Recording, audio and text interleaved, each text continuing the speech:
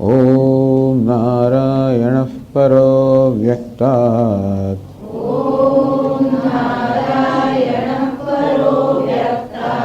अंडमव्यक्तसंभवम् अंडस्यान्तस्त्विमे लोकाः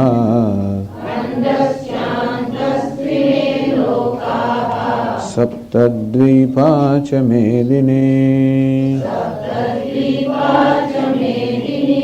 अमानित्वमदम्भित्वम् अहिंसा क्षान्तिरार्जवम् आचार्योपासनं शौचम् स्थैर्यमात्मविनिग्रहः इन्द्रियार्थेषु वैराग्यम् अनहंकार एव च जन्म मृत्युजरा व्याधि दुःखदोषानुदर्शनम् असक्तिरनभिष्वङ्गः पुत्रदारगृहादिषु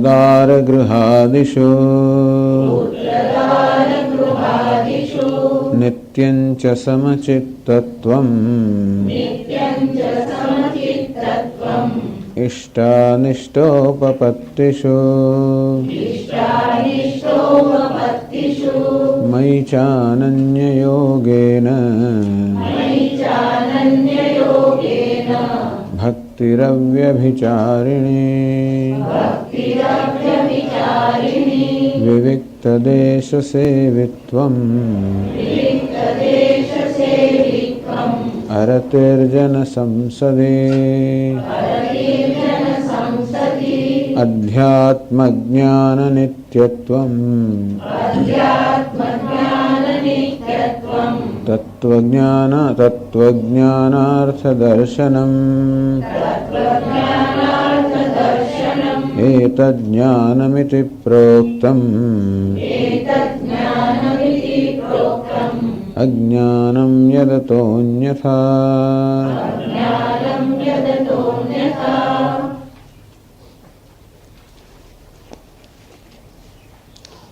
आसक्ति ही अनभिष्वंगः पुत्रदार गृहादिषु इन चर्चा થઈ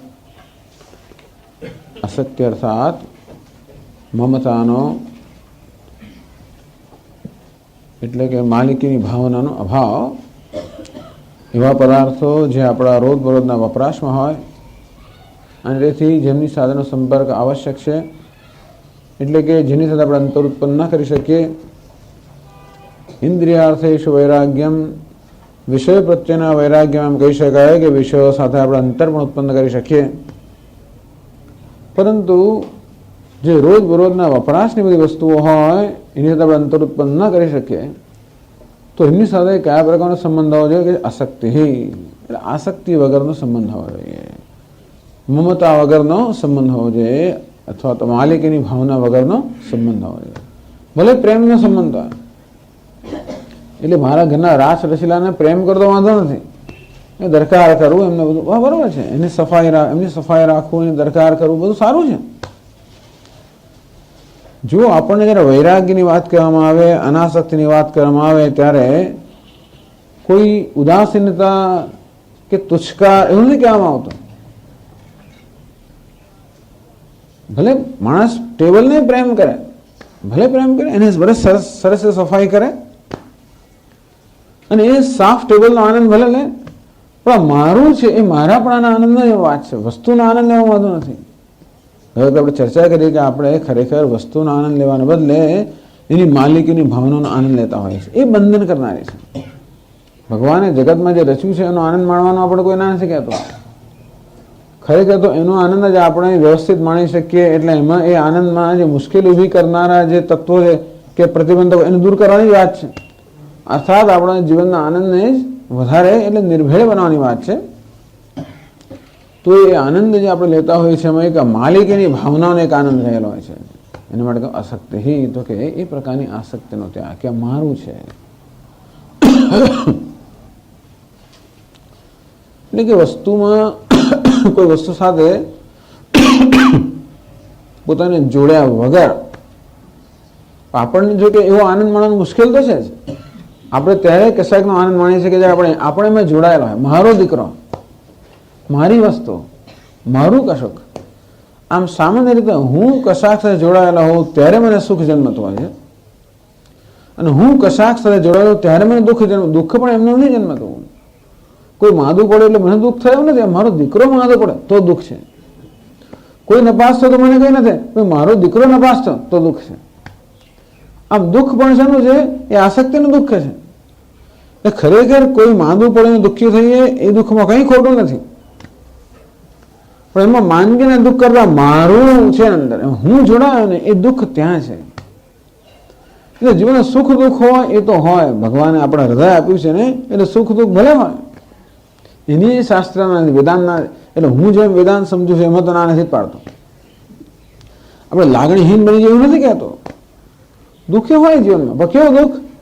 એટલે આસક્તિમાંથી જન્મેલું દુઃખ આપણને હોય છે. આસક્તિમાં જન્મેલું સુખ હોય તો કે એ ખરેખર સુખ દુઃખ નથી, એ તો આસક્તિ દુઃખ આપનારી વસ્તુ છે. પણ કોઈને આપણે દુઃખ પીડામાં જોઈએ ને આપણે હૃદયમાં પીડા થાય, એ તો આપણે હૃદયની સંવેદનશીલતા બતાવે છે, એનો કોઈ વિરોધ નથી. પણ કોઈ મારું છે માટે મને પીડા થઈ તો કે એવું નહીં. જો પીડા થતી હોય તો વાંધો નહીં, તો પછી જીસસ ક્રાઇસ્ટ બધા માટે પીડા થાય તો વાંધો નહીં. કે રામકૃષ્ણ પરમહંસ ગમે તેને દુઃખી જોઈને એમનું હૃદય દ્રવી જાય, એ બરાબર છે. તો એ તો હૃદયની કોમળતા છે, એ હૃદયની કોમળતા યોગ્ય છે. પણ આપણે તો એવા નઠો, આપણા નિષ્ઠુર હોઈએ છીએ કે એ જ વસ્તુ બીજે ક્યાંક થતી હોય તો આપણે કંઈ કશું જ ન થાય.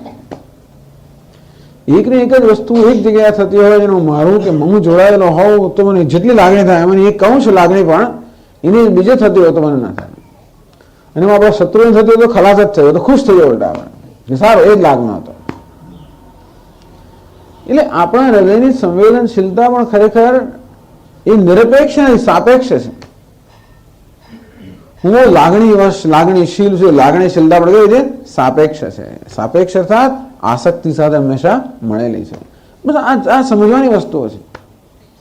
એટલે લાગણીશીલતાને દૂર નહીં કરવાની, પરંતુ આસક્તિના અંશને દૂર કરવાનો.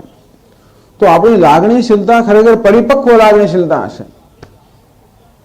દુઃખી થઈએ તો વ્યવસ્થિત દુઃખી થઈશું, કારણ કે દુઃખ થવાનું કારણ છે. જગતમાં દુઃખનું દર્શન કરે, દુઃખ થાય, એ તો એનો વાંધો નથી. ભગવાને દુઃખ થાય, જો અવતાર લીધો હોય, ભગવાન લીલા કરતા હોય તો એમને દુઃખ થાય, એમને પણ સુખ થાય. ભરત આવે છે ને આનંદ થઈ ગયો, સમાચાર સાંભળીને આનંદ થઈ ગયો. અરે ભગવાનને વડે આનંદ છે તો થાય. આનંદ સ્વરૂપ તો છે, પણ સ્વરૂપમાં થોડોક ઉછાળો પણ આવે, ભરતી આવે, એનો વાંધો નથી. તો પછી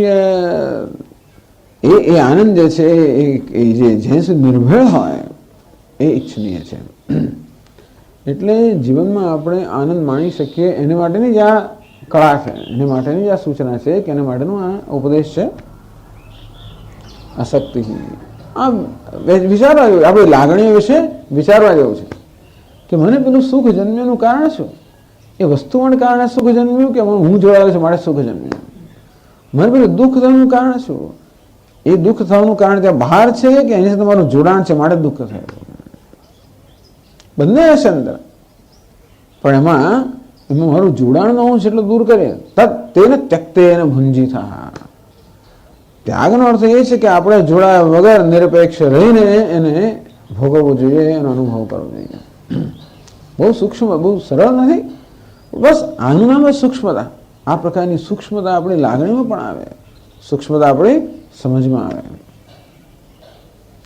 અનભિષ્વંગ પુત્રદાર ગૃહાદિશુ, પુત્રદાર ને ગૃહ ને ગૃહ એ પુત્રના દાર વગેરે હોય એની સામે તો આપણે કે પેલા ટેબલ ખુરશી જેવો સંબંધ તો ના છે. એમાં તો જાણે મારો સંબંધ હોવો જોઈએ, એ હોવો જોઈએ.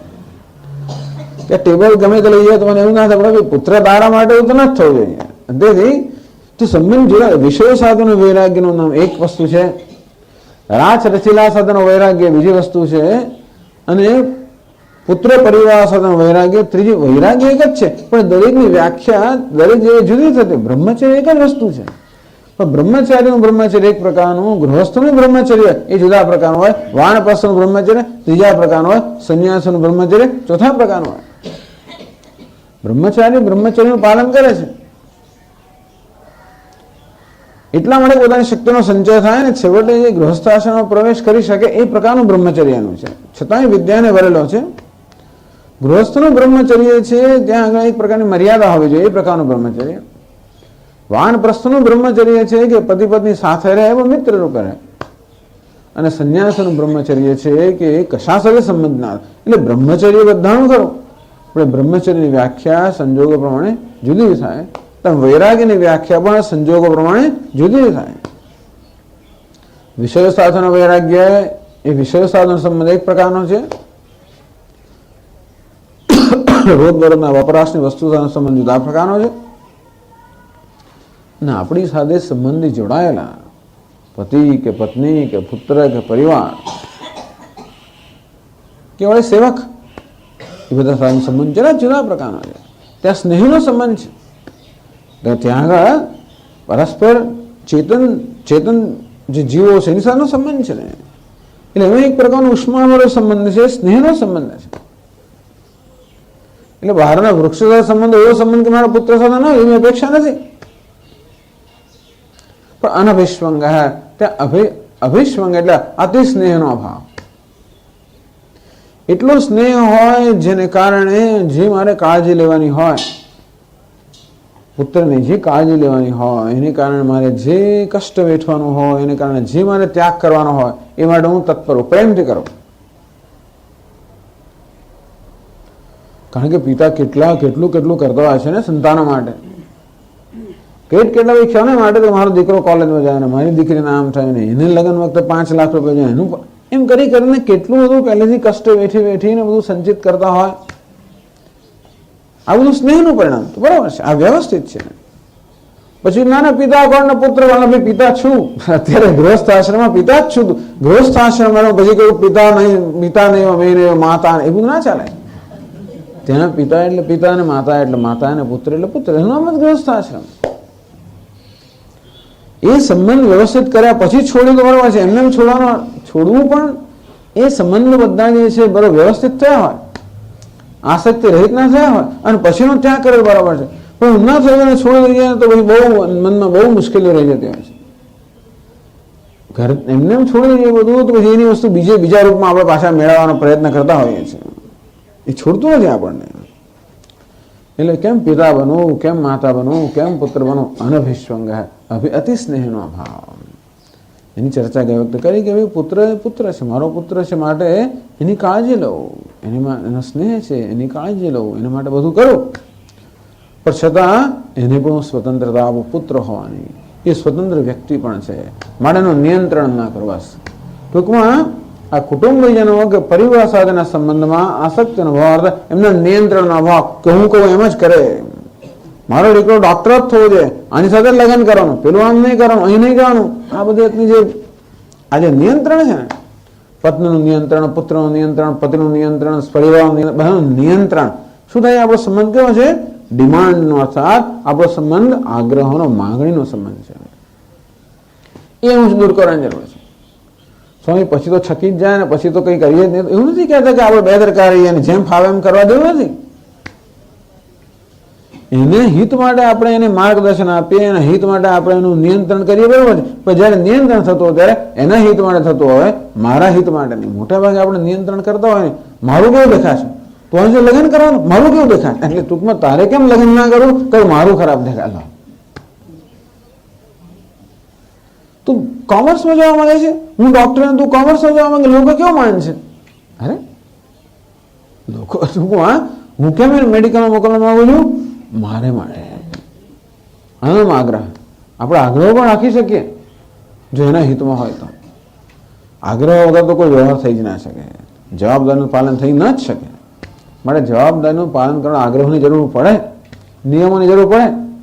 એવા નિયમો બને ત્યાં સુધી અન્યના હિતમાં હોય મારે માટે બીજાનો ભોગ આપવાને બદલે બીજા માટે મારો ભોગ આપવાની તૈયારી હોય તો બરાબર છે. નામ છે સ્નેહ છે માટે આ બધું કરું છું, પણ અતિ સ્નેહ નથી. અતિ સ્નેહ એવું ચીપકાપણું નથી કે એને છોડવું જ નહીં, બહાર મોકલે જ નહીં ને, કશું કરવા જ ના દે, રમવા જ ના દે, ત્યાં નહીં જવાનું, આમ નહીં કરવાનું, આમ જ ટૂંકમાં પોતે જે પ્રકારનો આદર્શ એ પ્રકારે બાળકના બરોબર જકડી રાખે. ઘણા મા બાપો પૂજા કરો, આ સેવા કરો, પાઠ કરો, અધ્યાત્મ કરો, એટલે આપણે છોકરાને રમવા જોઈએ નહીં જવાનું, એટલે ટૂંકમાં બધી પ્રવૃત્તિઓ બંધ કરાવી દે અને પોતાનું જે પ્રકારે જ બળ જબરી થઈ. એટલે માતા પિતાનો આદેશ કરે એમનો ઈરાદો સારો હોય, પણ સમજતા નથી કે બાળક છે, એના માટે બાળક સ્વતંત્ર છે, એની સ્વતંત્ર જરૂરિયાતો છે અને એ પ્રમાણે એને ઉછેરવું જોઈએ. છોડને પછી આમ પકડીને માદી જ રાખ્યો બસ, અરે બેને આડો પેલી પ્રકાશ આમ છે ને જવા દે નહીં, હું કહું છું મેડમ સીધા જ જવાનું. એટલે આવું બધું ટૂંકમાં આજે ક્યાં સુધી ચર્ચા કરી, પણ કહેવાનો ભાવ થાય છે કે આ બધા સંબંધોની અંદર આ જે માંગણી, ડિમાન્ડ, કંટ્રોલ, નિયંત્રણ, એમાં સ્વાર્થ, સંકુચિતતા, અજ્ઞાન બધું બતાવે છે. આપણા છોકરા સારા છે કે કોઈ દડા મા બાપનું ખરાબ બોલતા જ નથી. સ્વામીજી હવે મને સમજાયું કે મારા બાપાએ મારા પર આવું જુલમ કર્યું, સારું જ કર્યું છે, સારું છે બહુ સારું. મારી માએ આમ કર્યું, સારું જ કર્યું, સારું છે ભાઈ. માતા પિતા નહીંતર તો અત્યારે જો સ્વર્ગમાં એમને શું થાય જ્યાં ત્યાં આગળ. પશ્ચિમના દેશોમાં તો માતા પિતાને માટે જે રિમાર્ક સાંભળો એમના બાળકો માટે તો તમે ભયંકર ત્રાસી જાઓ, કારણ કે સખત વિરોધ. જે કારણ કે મોટા થયા પછી લાગે કે માતા એમનું આમ કર્યું, પિતા એમનું આમ કર્યું, આમ. આપણે બહુ સારા છે, જે કર્યું તો સારું જ કર્યું, જે કર્યું મારા ભલા માટે જ કર્યું, સારું છે એમ કહે ને. આપણે બાળક એમ માની લે કે મારા જ એમાં દોષ છે, હું જ બરોબર નથી, મારા પિતા તો બરોબર જ હતા, મારી માતા તો બરોબર જ હતી, મારા ફલાણા તો બરોબર જ હતા જ, એ તો હું જ આવો છું, હું જ આવીશું એમ કરીને પોતે એવું બાળકનો સ્વભાવ પણ છે કે પોતે દોષ હંમેશા સ્વીકારી લે. કારણ કે માતા પિતા તો ખરાબ હોય જ ના શકે. બાળક માટે માતા પિતા એટલે ભગવાન, અને એ બરાબર છે, પણ આપણા માટે સારું છે, બાળકોના માટે સારું છે. પણ માતા પિતા માટે એવી આવશ્યકતા છે કે સ્વતંત્ર વ્યક્તિત્વ દરેકનું દરેક નાનામાં નાનું પેલું જન્મ્યું ત્યાંથી સ્વતંત્ર છે. એટલે આ પ્રકારે સ્વામી મહારાજ કે હંમેશા કે ભાઈ દુનિયાને સ્વતંત્રતા આપીએ તો આપણે સ્વતંત્ર બનીએ. સ્વતંત્ર બનવાનું પહેલું પગથિયું છે સ્વતંત્રતા આપવી. સ્વતંત્રતા આપવી અર્થ નહીં કે કોઈ જાતની દરકાર જ ના કરવી, તું તારે રસ્તે હું માણસ, એવી સ્વતંત્રતા નથી. જે કરવું એ કર, મને પૂછ્યું, એવું પણ સ્વતંત્રતા નથી. સ્વતંત્રતા અર્થાત બધી કાળજી લઈએ અને છતાં પણ એની પાસેથી કોઈ પ્રકારનો આગ્રહ ન રાખીએ કે એણે બધું મને જ એને ખુશ કરવો જોઈએ, એ પ્રકારનો આગ્રહ રાખ્યા વગર એને ખુશ કરીએ. બહુ મોટી વસ્તુ છે. પણ તો કે આ સંબંધો કેવા હોવા જોઈએ, તો આપણે બાંધે નહીં, તો જરૂર પડે યાજ્ઞ કહી શકે બસ હવે હું જવા તૈયાર છું, લા મિલકત. એનો અર્થ નહીં કે તુચ્છકાર કરીને જતા રહે છે. પહેલી સંબંધો વ્યવસ્થિત હોય, હેલ્ધી તંદુરસ્ત સંબંધ હોય, પ્રેમનો સંબંધ હોય, આસક્તિનો નહીં, તો જ વસ્તુને છોડવાની શક્ય છે. આસક્તિમાં છોડવું શક્ય નહીં. છોડી દઈએ તો પણ એક અથવા બીજા રૂપમાં આપણી સાથે આવતું જ હોય છે. આ બધું આસક્તિ અને વિશ્વના પુત્ર દાડા. એટલે આ સંન્યાસી બધા મહાત્માઓ કહે છે કે આ ભગવદ્ ગીતાનો ઉપદેશ માત્ર સંન્યાસી માટે જેવું નથી. ઉપદેશ આપનારે સંન્યાસી નથી ને ઉપદેશ ગ્રહણ કરનાર, ઉપદેશ સાંભળનારે સંન્યાસી નથી. ત્યાં તો શ્રી કૃષ્ણ પણ સંન્યાસી નથી. 16,108 પત્નીઓ ધરાવે છે, દરેકને 10-10 પુત્રો, અને સંન્યાસી ને ત્યાં તો. ને અર્જુન પણ સંન્યાસી નથી. એટલે પુત્રદાર ગૃહાદેશો બહુ પ્રેક્ટિકલ છે ભગવદ્ ગીતા. આપણા જીવનમાં દરેક ને સંન્યાસી માટે પણ છે, નથી એવું નથી, પણ એને માટે જ છે ને બીજા માટે નથી એવું પણ નથી, બધા માટે છે. એટલે બધાની આમાં કાળજી લેવામાં આવે છે. પછી આગળ છે નિત્યમ ચ સમચિત્તત્વમ ઇષ્ટાનિષ્ટો પત્યેષુ. ચાલો એના માટેનું ભાષ્ય છે. ક્યાં છીએ આપણે? 319 પાના પર. હા, 319 પાના પર છેલ્લો ફકરો. 319 પાના પર છેલ્લો ફકરો.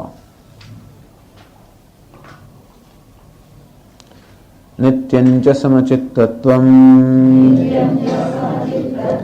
तुल्यचित्तता क्व इष्टानिष्टोपपत्तिषु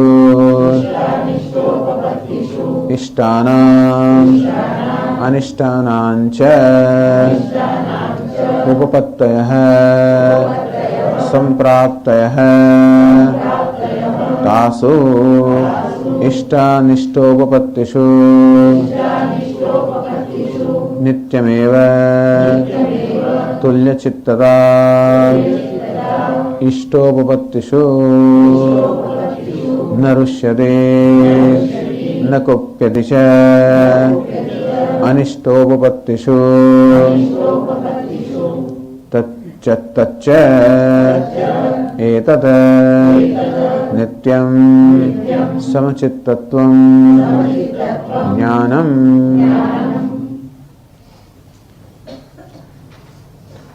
नित्यम એટલે કે હંમેશા હંમેશા સમચિત્તત્વમ સમચિત્તત્વમ શંકરાચાર્ય સમજે તુલ્યચિત્તતા તુલ્યચિત્તતા એટલે તુલ્યતાનો ભાવ સમાનતાનો ભાવ તુલ્યચિત્તતા ચિત્તની એવી સ્થિતિ જ્યાં આગળ તુલ્યતાનો ભાવ રહેલો છે કોઈ એટલે ક્યાં इष्टानिष्टोपत्तिषु इष्ट ये समझाया है इष्टानाम अनिष्टानाम च उपपत्तयः संप्राप्तयः इष्ट वस्तुनी प्राप्ति थाय अनिष्ट वस्तुनी प्राप्ति थाय જ્યારે થાય ત્યારે તાસુ इष्टानिष्टोपपत्तिषु इष्ट वस्तुनी प्राप्तिમાં अनिष्ट वस्तुनी प्राप्तिમાં नित्यमेव हमेशा तुल्य चित्तता चित्तनी तुल्यता चित्तनी समता चित्तनी स्वस्थता चित्तनी स्वस्थता નો અર્થ આપણું ચિત્ત કોઈ પ્રકારના પ્રત્યાઘાતથી કે આવેગાત્મક વર્તનથી રહિત આવેગથી રહિત હોય એનું નામ તુલ્ય ચિત્તતા ચિત્તની સ્વસ્થતા આમ સામાન્ય રીતે ઇષ્ટ વસ્તુ એટલે આપણને ગમતી વસ્તુ પ્રાપ્ત થાય તો આપણા ચિત્તમાં એક આવેગ આવી જાય અનિષ્ટ વસ્તુ અર્થાત અપ્રિય વસ્તુ પ્રાપ્ત થાય તો બીજો આવેગ આવે એમ સામાન્ય રીતે આપણું મન આ સંજોગોનું નચાવ્યું નાચતું હોય છે इष्ट એટલે કે ઈચ્છિત વસ્તુ પ્રાપ્ત થાય મનમાં એક ઉછાળ આવે હર્ષનો ઉછાળ આવે અનિષ્ટ અનિચ્છનીય વસ્તુ પ્રાપ્ત થાય હર્ષમાં આપણા મનમાં બીજો આવેગ આવે શોકનો આવેગ આવે નિરાશાનો આવેગ આવે કદાચ દ્વેષનો આવેગ આવે કદાચ ક્રોધનો આવેગ આવે આમ આપણા મનમાં આ બધી જે વૃત્તિઓ જન્મે છે એ વૃત્તિઓનું નિયંત્રણ કોણ કરે છે સંજોગો નિયંત્રણ કરે છે समचित्तता अर्थात मारा चित्तनी वृत्तियों के मारा चित्तनी अवस्थाનું નિયંત્રણ આ સંજોગો ન કરે પરંતુ હું કરું બસ આટલો જ ફેર છે સુખ દુઃખે સમય કૃત્વા લાભાલાભો જયાજયો તતો યુદ્ધઃ યુજ્યસ્વ આ સુખ દુઃખને સમાન ગણીને લાભ અને ગેરલાભને સમાન ગણીને જય પરાજયને સમાન ગણીને બહુ મોટી વસ્તુ છે ને સમાન ક્યારે ગણીએ એની સાથે ન જોડાય ટૂંકમાં આપણે જોડાઈએ નહીં ત્યારે સમાનતા હોય આપણે એવું જ થાય છે કે આપણે જોડાઈ જતા હોઈએ છીએ સુખ દુઃખ આવે ત્યારે પણ આપણે જોડાઈ જઈએ કોઈક રીતે આપણે પોતાની જાતને કોઈક રીતે જવાબદાર માનતા હોઈએ છીએ ઘણીવાર મેં જોયું છે કે ઘરમાં કોઈક એવો કરુણ પ્રસંગ બની ગયો હોય કોઈનું મૃત્યુ થઈ ગયું હોય કોઈ પ્રિય વ્યક્તિનું મૃત્યુ થઈ ગયું હોય યુવાન વયે મૃત્યુ થઈ ગયું હોય તો મહાન દુઃખ તો થાય શંકા જ નથી એ ઉપરાંત માતા પિતાને બીજું દુઃખ પણ થતું હોય કે અમારે કારણે આ થયું સ્વામીજી જો અમે પેલું ના કર્યું હોત તો આમ ના થયું હોત અમે પેલું કર્યું હોત તો આમ થયું હોત અમે આમ ના કર્યું તો આમ એમ કરીને જે ઘટના બને એમાં કોઈક રીતે પોતાની જાતને જવાબદાર માનવો તેવી તો ઇષ્ટ વસ્તુ લાભ જ્યારે થાય ત્યારે મારી જાતને હું જવાબદાર માનું ત્યારે મારામાં ગર્વનો આવેગ આવે કશીક સારી વસ્તુ મળે ને ખુશી થઈ જાય એમાં કંઈ ગુનો નથી એનો વાંધો નથી ખુશી થવાનો વાંધો નથી પરંતુ એને માટે પોતાની જાતને જવાબદાર ગણવો, એ સારા માટે પોતે યશ લેવો, એમ કરીને પોતાને અભિનંદન આપવા, એમ કરીને એમાંથી ગર્વ જન્મવો, એ બંધન કરનારી વસ્તુ છે. અને તે જ રીતે કશુંક અનિષ્ટ બને ત્યારે પોતાની જાતને જવાબદાર માનવું, એનો અપયશ પોતે લેવો, એમ કરીને પોતાની જાતને દોષ આપવો, આ એને કારણે આપણામાં નિરાશા જન્મે, હતાશા જન્મે.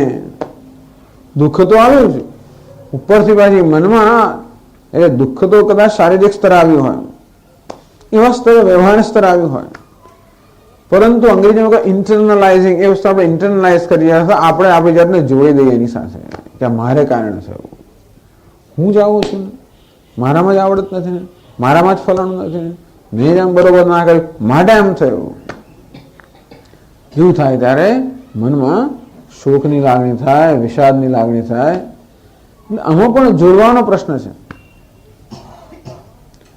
પ્રસંગો બનતા હોય બધા, જીવ જગતનો સ્વભાવ જ છે, જીવન આપણું જીવન જ એવું છે કે ઇષ્ટ અનિષ્ટ વસ્તુ આવ્યા જ કરવાની. આપણે તો ઉત્પન્ન કરી નથી, કદાચ આપણે ભૂતકાળમાં કર્યું હશે એને કારણે અત્યારે થતું હશે, પણ વર્તમાનમાં જે પ્રકારની પરિસ્થિતિ સર્જાઈ રહી છે એ પરિસ્થિતિ આપણે સરસતા નથી હોતા, આપણે સમક્ષ આવતી હોય છે.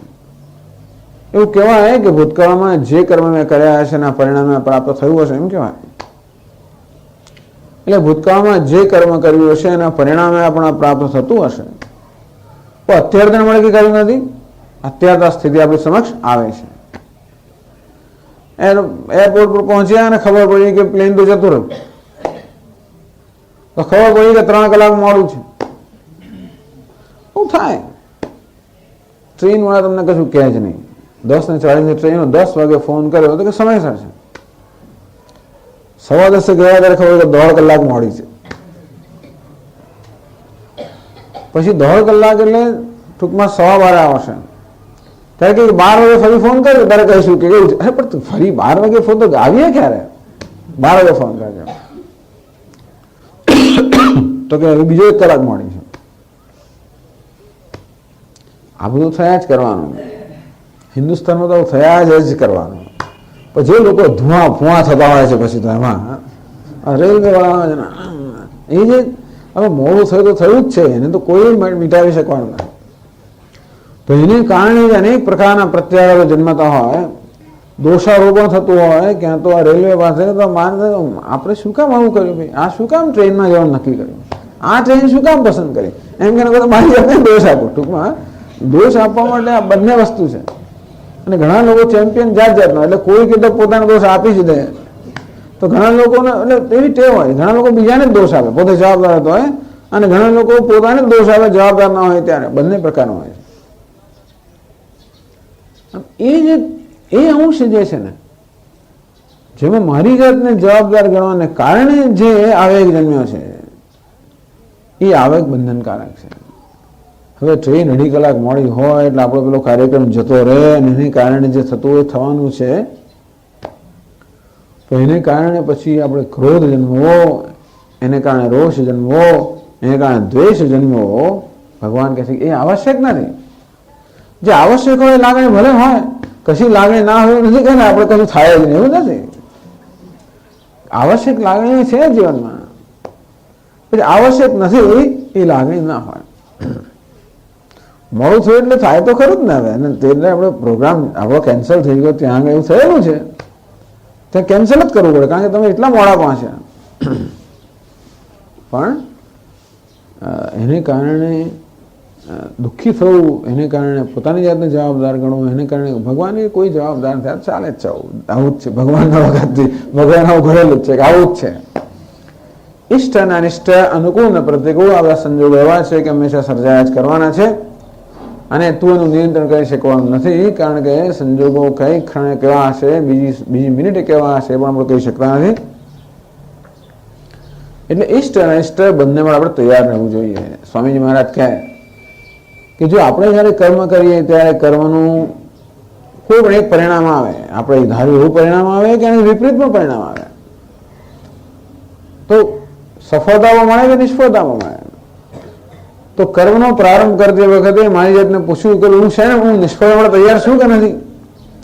એવું નથી કે નિષ્ફળતા માટે હું કામ કરું, એવું નથી. પરંતુ કયો પ્રયત્ન કરું ત્યારે પ્રયત્ન સફળ ન થવાની સંભાવના રહેલી તો છે જ. એનો હું તૈયાર છું. એવું થતું હું ભાગી પડું તો વિચાર કરો કે કરવું કે નહીં, કારણ કે એ પણ શક્યતા છે. એટલે જીવનની આ બધી શક્યતાઓ માટે આપણે તૈયારી, બીજું કઈ નહીં. એટલા જ માટે કે જીવનની વાસ્તવિકતાઓ છે. સફળતા પણ જેની વાસ્તવિકતા છે, નિષ્ફળતા પણ વાસ્તવિકતા છે. તો સફળતા માટે હું તૈયારી રાખું તો નિષ્ફળતા માટે તૈયારી રાખવી જોઈએ. દુઃખ મેં સુમિરન સૌ કરે, સુખ મેં કરે ન કોઈ, સુખ મેં સુમિરન જો કરે દુઃખ કાહે કહો. બધા લોકો દુઃખમાં સ્મરણ કરે, સુખમાં સ્મરણ નહીં કરવાનું. બધા લોકો સફળતા માટે તૈયારી રાખે, નિષ્ફળતાની તૈયારી ન રાખે, તો કે એ પણ શક્યતા છે. તો સ્વામી કામ થાય જ નહીં તો ડરવાની જરૂર નથી, શક્યતા છે. તો એ વાસ્તવિકતાનો પણ સ્વીકાર કરવાની તૈયારી હોવી જોઈએ. બસ આટલું જ ભગવાન કહે છે, બીજું કંઈ નથી. ટૂંકમાં કે બધી વસ્તુઓ આપણે અનુકૂળ હોય એવો કોઈ નિયમ છે જ નહીં. ભગવાને એવું બનાવ્યું જ નથી. એવું બનાવ્યું હોત તો પછી આપણે કેવા રહીએ, આપણે પેલા વેજીટેબલ જેવા રહી ગયા. બધું અનુકૂળ જ થાય ને તો આપણું ઘડતર થાય જ નહીં ને. શિલ્પીને પણ ધારો કે પથ્થરમાંથી મૂર્તિ કંડારી હોય તો કે એમને આમ પંપાળા કરતો કે થવાનું પોલિશ કરત ના થાય, તો છીણી અથોડાની જરૂર પડતી હોય તો ઘડતર માટે જરૂર પડે જ છે. તેમ આપણે પણ જન્મ્યા ત્યારે પેલા ખરબચડા ને એવા પથ્થર જેવા જ ઘાટ ઘૂટ વગરના જન્મ્યા હોઈએ, માનસિક કે. અને જીવન આપણું ઘડતર માટે ભગવાને બનાવ્યું છે, એટલે એને ઘડતર માટેની પૂરતી વ્યવસ્થા કરેલી છે. એને આપણે સહકાર આપ્યો હતો. અર્જુન તો નહીં વક્ષી હે, અર્જુન કહે યુદ્ધ નહીં કરો તો એને તો સહકાર નહીં આપો, ઘડાવા નથી માંગતો. ભગવાન કહે તો ના ચાલે, તસ્માત યુદ્ધ ભારત, તું યુદ્ધ કરે એટલે ઘડાવાને તૈયાર રાખ. યુદ્ધ ભગવાનને યુદ્ધમાં કઈ રસ નથી. તો અર્જુનને કે તું કરું કે ના કરું યુદ્ધ આ તારે માટે કરે, મારા માટે નથી કરવાનું. એટલે ઋતુ વિત્વામ ને ભવિષ્યંતિ સર્વે, તું નહીં કરે તો આમાંનું કોઈ બચવાનું નથી.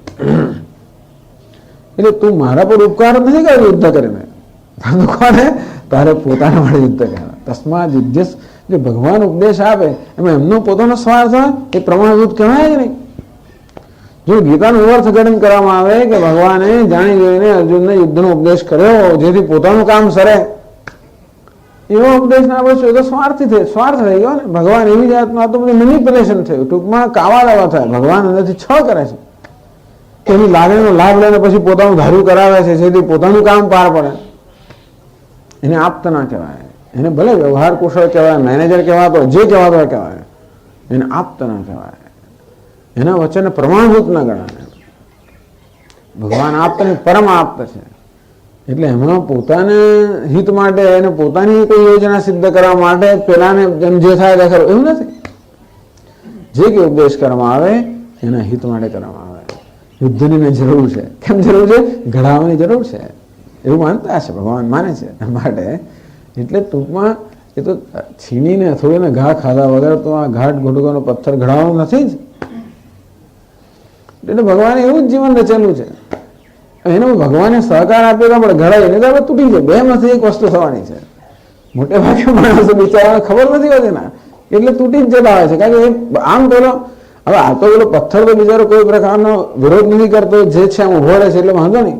પણ એ પથ્થરમાં ધારો જીવ હોત અને પથ્થર તો નક્કી કરે અને પેલો આમ ઘાવાનું આમ મોડું ફેરવે તૂટી જ જાય, શું થાય? તેવી રીતે આપણે પણ મોડું, ટૂંકમાં ભગવાને સહકાર ના આપે. ભગવાનની યોજના જે છે એમાં સહકાર આપીએ તો આપણે ઘડાઈએ, સહકાર ના આપીએ તો તૂટીએ. એટલે કેવી રીતે ભગવાનની યોજનામાં સહકાર આપવાની વાત છે ને. નિત્યંચ સમચિત્તત્વમ, સમચિત્તત્વમ ટૂંકમાં જે આવે હોય જ. આ બધી વસ્તુની શક્યતા છે.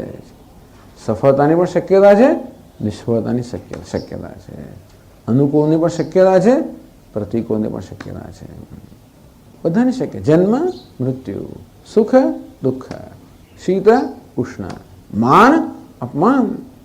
સન્માનની પણ શક્યતા છે, અપમાનની પણ શક્યતા છે, સ્તુતિ પણ છે, નિંદા. બધાને ભગવાને આવું ઘડેલું છે. અને કહે છે દ્વંદ્વ.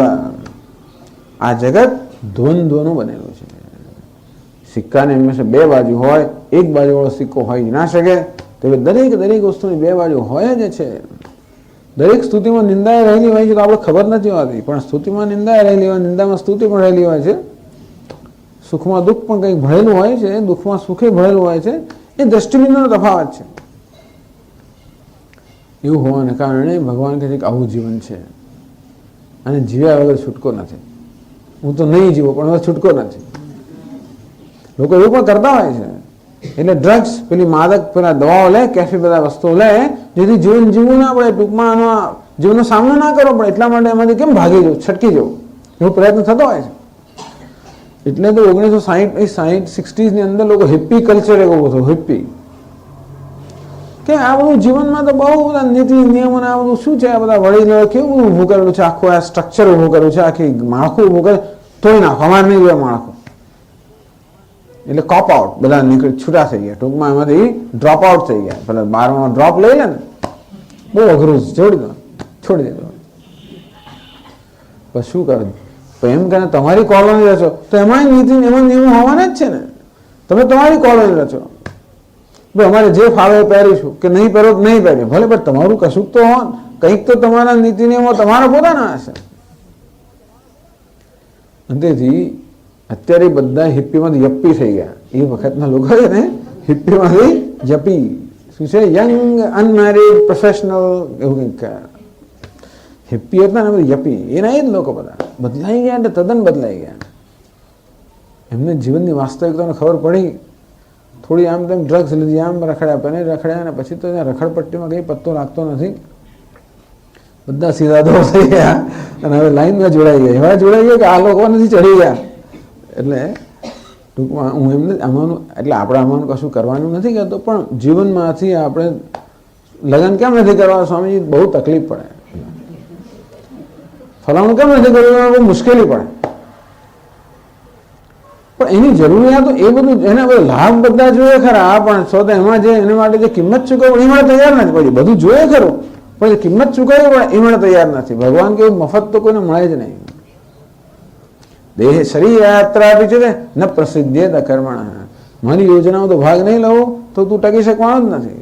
આમ બહુ નિષ્ઠુરતા છે, બહુ ક્રૂરતા લાગે છે. આમ એવી જાતની વસ્તુ છે. પણ ટૂંકમાં આવી રીતે ઇષ્ટ અનિષ્ટ આ બધી પરિસ્થિતિમાં ચિત્તની સમતા કે એ પણ હોય. આ પણ ઈશ્વરનું સર્જન છે. અને તેથી આ બધી વસ્તુઓ હોઈ શકે. એમાં એનો અર્થ એમાં પોતાની જાતને જોડવી નહીં. પોતે એનો યશ પણ ના લેવો, અપયશ પણ ના લેવો. એનું નામ છે નિરપેક્ષતા. સમચિત્તતા એટલે નિરપેક્ષતા.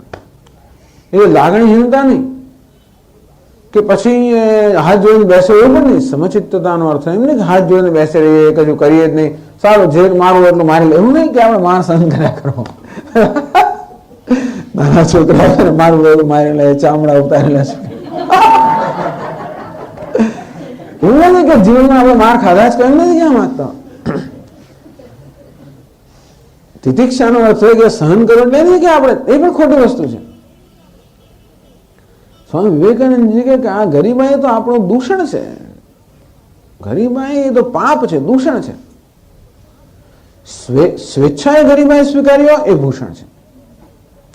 એ સંન્યાસી માટે બહુ ગર્વ ધરાવે કે સંન્યાસીઓ સ્વેચ્છાએ દરિદ્રતા સ્વીકારી, એ ભૂષણ છે. પણ હાથ જોડીને બેસી રહ્યા, પુરુષાર્થ કરતા નથી ને એવી દરિદ્રતા, એ તો દૂષણ છે. એટલે ભગવાન નથી કહેતા હાથ જોડીને બેસી રહ્યો, જે આવે બસ આવ્યા જ કરવું, જોયા જ કરવું, કયું કરવું જ એમ નથી. ચિત્તની તુલ્યતા અર્થાત નિરપેક્ષતા, વસ્તુ જેવી છે તેવી સમજવી અને આપણે વિવેક બુદ્ધિ જાળવી રાખવી, જેથી જે સંજોગોમાં જે કરવાનું આપણે કરી શકીએ. દરેક સંજોગો આપણી પાસે કોઈ ને કોઈ પ્રકારના પ્રતિભાવની અપેક્ષા રાખે જ છે. અને પ્રતિભાવ જેવો હોય ઘણી વાર તમાચો મારવો પડે. એવું નથી કે સમચિત્તનો અર્થ એવું ન થાય.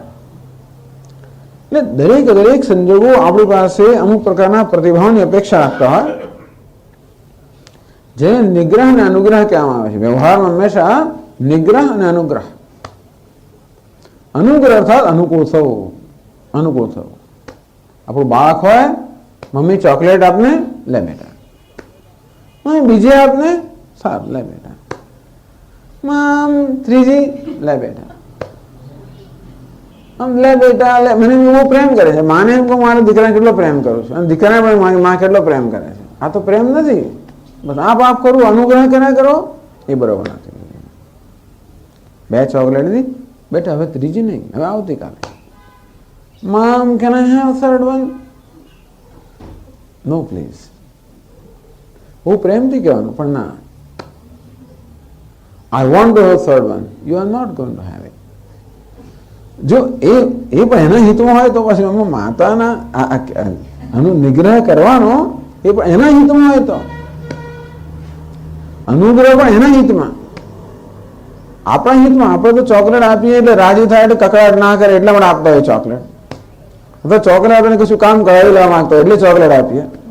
ટૂંકમાં ગણતરી બધી હોય છે આપણા તો બધામાં. એવું ગણતરી વગરનો ટૂંકમાં જયારે એમ લાગે કે ચોકલેટ આપવામાં એનું હિત છે, અને એ અનુગ્રહ પણ જયારે કરીએ ત્યારે એના હિત માટે કરતા હોઈએ, નિગ્રહ કરતા હોઈએ. નિગ્રહની જરૂર છે, પણ આથી વધારે નહીં. thus far and no further. Boundary, મર્યાદાની બહાર નહીં.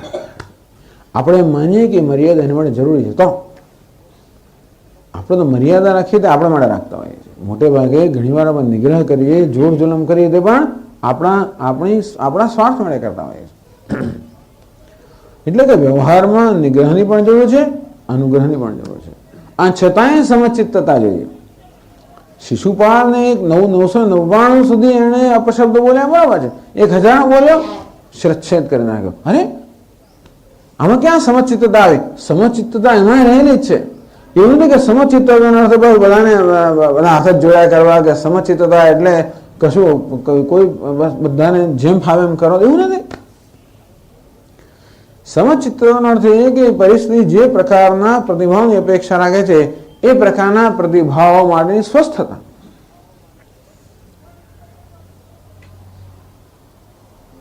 એટલે ગોપીઓને પણ કહી દે અત્યારે ઘરે જાઓ બધા, બસ અત્યારે નહીં, તમારો ધર્મ છે ઘરે જવાનો, કહી દે. કોઈ દાડો કે સારું રાસલીલા કે નહીં, રાસલીલા ખેલ્યા જ કરે, અને એમ કરીને ગોપીઓને ઘરવાળી કાઢી મૂકે એ બરાબર નથી. કે ખેલે જ નહીં એમ કરીને એમને બધી તો વંચિત રાખે બરાબર નથી. સેન્સ ઓફ પ્રપોર્શન, વિવેક, નિગ્રહ, અનુગ્રહ. એવું નથી કે બધી વસ્તુનો પ્રેમ હોય, પણ એનો નથી કે બધી વસ્તુ આપણે ખિસ્સામાં મૂકીએ, એવું પણ નથી. ખબર હોય કે ઝેરની દૂધમાં ઝેર ભરેલું છે એટલે આપણે પી જવું, એનું નામ સમચિત્તતા નહીં પીવાનું. જાણીએ છીએ કે ભાઈ આ માણસ ખરાબ છે, એની સોબતથી બગડે તો નહીં સોબત કરવાની. જાણીએ કે આના સંગથી આપણો લાભ થતો તો સંગ કરીએ. ટૂંકમાં હંમેશા નિગ્રહ, અનુગ્રહ, ગ્રહણ અને ત્યાગ. ગ્રાહ્યમ ઉપાદેયમ. આપણા વ્યવહારમાં ઘણી વસ્તુ ગ્રહણ કરવા યોગ્ય હોય છે, ઘણી વસ્તુ ત્યાગવા યોગ્ય હોય છે, નથી હોતી એમ નહીં. તો ત્યાગવાનો એમાં એ નિષ્ઠુરતા નથી. મને ખબર છે કે આ વસ્તુ મારા માટે બરોબર નથી, માટે હું નહીં કરું. હું જાણું છું કે આ મને લાભદાયી છે, હું કરીશ. પણ એ જે આપણે ત્યાગ કરતા, ઉપાદન કરતા હોઈએ, કે ત્યાગ કરતા હોય, ગ્રહણ કરીએ કે ત્યાગ કરીએ, એની પાછળ રાગ દ્વેષ ના હોય, એની પાછળ વિવેક બુદ્ધિ હોય. હવે નિગ્રહ કરતા હોઈએ, અનુગ્રહ કરતા હોઈએ, એની પાછળ રાગ દ્વેષ ના હોય, ક્રોધથી નિગ્રહ કરો કે આસક્તિથી અનુગ્રહ કરો એમ નહીં, પરંતુ વિવેક બુદ્ધિથી કરો. એટલે આપણો જે વિવેક બુદ્ધિ છે, વિવેક બુદ્ધિનો આપણે વ્યવસ્થિત ત્યારે જ ઉપયોગ કરી શકીએ જ્યારે આપણું મન રાગ અને દ્વેષના પ્રત્યાઘાતોથી મુક્ત હોય. આપણે જ્યારે પરિસ્થિતિ સંચાલિત કે પ્રભાવિત ન થતા હોઈએ, પરંતુ આપણા મનની સ્વસ્થતા જાળવી શકતા હોઈએ, અને તો એ પરિસ્થિતિમાં રાગ દ્વેષ પૂર્વકનો નહીં, પરંતુ નિરપેક્ષતાથી કે તટસ્થતાથી કે વિવેકથી પરિસ્થિતિમાં આપણે પ્રતિભાવ દર્શાવી શકીએ. ભગવાનને તો કર્મ ઈષ્ટ છે, એટલે એમને ટૂંકમાં કર્મ કરવા માટે આ જોઈએ. એટલે કહો ને સુખ દુઃખે લડ તો ખરો જ. હતો વા પ્રાપ્સ્યસે સ્વર્ગમ, જીત્વા વા ભોક્ષ્યસે મહિમ, તસ્માદ ઉત્તિષ્ઠ કૌંતેય યુદ્ધાય કૃત નિશ્ચય. અર્જુન શું કામ ચિંતા કરે છે? તો યુદ્ધમાં હણાઈશ, સ્વર્ગ પ્રાપ્ત થશે. યુદ્ધમાં જીતીશ, પૃથ્વી પ્રાપ્ત, બંને સારું જ છે ને. તતો યુદ્ધાયુજ્ય સ્વ, માટે તસ્માદ ઉત્તિષ્ઠ કૌંતેય, માટે હે કૌંતેય યુદ્ધ માટે સજ્જ થઈ જાય. યુદ્ધાય કૃત નિશ્ચય, યુદ્ધ કરીશ એ પ્રકારના નિશ્ચયથી તું સજ્જ થઈ ગયા. પણ એમને યુદ્ધ ના કરીશ. સુખ દુઃખે સમય કૃત્વા, યુદ્ધ કરતા પહેલા આવી પૂર્વ તૈયારી રાખજે કે આના પરિણામ સુખ પણ મળે, દુઃખ પણ મળે. ભગવાન સુખ દુઃખ ક્યારે મળે? લાભ અલાભ. આ યુદ્ધના પરિણામે તને લાભ થાય તો સુખ થાય, ગેરલાભ થાય દુઃખ થાય. તો લાભ અને ગેરલાભ નો અર્થ તૈયાર છે. લાભ ગેરલાભ એટલે શું? જયાજય. જય પ્રાપ્ત થાય તો લાભ, પરાજય મળે તો ગેરલાભ. તો જય અને પરાજય મળે તૈયાર છે. અર્જુને કહ્યું ન ચૈતદ વિદ્મઃ કતરનો કરીએ યદ્વા જયમ યદિવાનો જયેહુ. ભગવાન મને ખબર નથી કે કઈ વસ્તુ વધારે સારી, અમે જીતીએ બધા અમે જીતીશું કે એ લોકો જીતી જશે.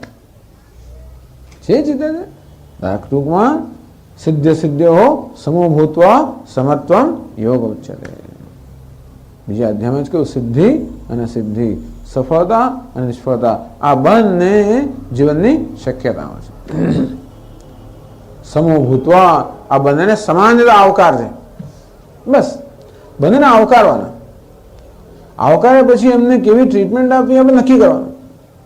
બધાને સમાનતા આવકારીએ પણ દરેકને એના સ્થાન પ્રમાણે પછી આપણે એને એની સરભરા કરીએ. સરભરાની રીત જુદી જુદી હોય ને. કોઈને પાણીનો કપ, પાણીનો ગ્લાસ આપી દઈએ, થઈ ગયું. કોઈને ચાનો કપ, કોઈને બેસાડીને નાસ્તો પણ આપીએ, કોઈ આખું જમવાનું આપીએ.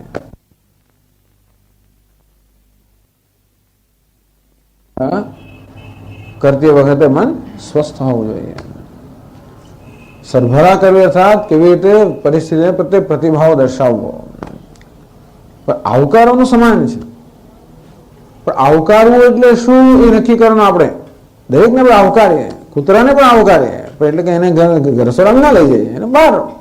દરેકનું સ્થાન હોય. આમ દરેક પરિસ્થિતિને આવકારીએ, દરેક વસ્તુને આવકારીએ, કોઈનો તિરસ્કાર ના કરે. પ્રતિકૂળતા એટલે તિરસ્કાર કરો ભગવાન જે બરોબર નથી, એ પણ ભગવાન એના રૂપમાં હું જ છું. આમ તો ઈશ્વર જ જગતનો ઉપાદાન કારણ છે, નિમિત્ત કારણ છે, માટે દરેક પરિસ્થિતિના રૂપમાં એ જ આવતો હોય તો એટલે ભગવાન કહે છે કે દરેક પરિસ્થિતિને આવકારવી. અને પછી નક્કી કરવાનું કે આપણે શું કરવું. નિષ્ફળતા મળી તો શું કરવું, સફળતા મળી તો શું કરવું, અનુકૂળ છે તો શું કરવું, પ્રતિકૂળ છે તો શું કરવું. એવું નથી કે પ્રતિકૂળ અનુકૂળ બનાવવાનો પ્રયત્ન ના કરો, એવું નથી. પણ દ્વેષપૂર્વક નહીં કે રાગ આસક્તિપૂર્વક નહીં, વિવેકપૂર્વક. જ્યાં જરૂર હોય ત્યાં આપણે પરિસ્થિતિ બદલીએ ખરા. એવું પણ નથી કે ના બદલવું. આ બધી વસ્તુ ન સમજવાને કારણે હિન્દુસ્તાન લોકો હાથ જોડીને બેસી રહે કે બસ ભગવાન કરે ખરું. પણ આપણે કશું કરવાનું છે, ભગવાન એકલું ના કરે. તો ભગવાન કશું કરતો હોય છે અને આપણે પણ કંઈ કરવાનું હોય છે. આપણે ક્યારે આપણું યોગ્ય કાર્ય કરી શકીએ? જ્યારે આ સમચિત્તત્વમ એટલે આપણા ચિત્તમાં સમતા હોય, રાગ અને દ્વેષનો અભાવ હોય. એનું નામ છે પ્રસન્નતા. પ્રસાદસ્તુ પ્રસન્નતા. એને આગળ પ્રસાદ બુદ્ધિ કહેવામાં આવી. પ્રસાદ બુદ્ધિ કહેવામાં આવી. એટલે આ બધા મૂલ્યોનું પાલન ત્યારે શક્ય બને જ્યારે આ બધામાં કોઈ ને કોઈ ઈશ્વરને અંદર લાવવામાં આવે તો શક્ય બને આપણા માટે. એટલે નહીં તો જીવનમાં બહુ દુઃખ આવતું હોય છે, એટલે મુશ્કેલી હોય છે. મનને સ્વસ્થ રાખવું સરળ નથી હોતું, એ પણ હું સમજુ છું. જેમને નથી તેમને એ લોકોને કહેવું સહેલું છે, પણ જે લોકો જીવવાનું છે એમને અઘરું હોય છે. વાત સાચી છે, પણ છતાં આપણે ત્યારે જ જીવનની દુઃખમય પરિસ્થિતિમાં પણ ત્યારે સ્વસ્થ રહી શકીશું જ્યારે કોઈક રીતે એમાં ઈશ્વરને આપણે જોડીશું. ઈશ્વરને કઈ રીતે દર્શન કરીશું કે ચાલો ભગવાને કર્યું છે, એણે કર્યું છે. અંતેથી તો જ આ સમચિત્તતા શક્ય છે. કોઈ મૂલ્ય ત્યારે શક્ય છે જ્યારે એમાં ઈશ્વર કોઈક રીતે સમાવિષ્ટ હોય. એટલે જગતના આપણે ઈશ્વરનું સર્જન જાણીએ કે આ ઈશ્વરનું સર્જન છે. અહમ સર્વસ્ય પ્રભવ મત્ત સર્વમ પ્રવર્તતે. હું જ આ બધાનું ઉત્પત્તિનું કારણ છું, હું જ આ બધાને પ્રેરણા કરનાર છું.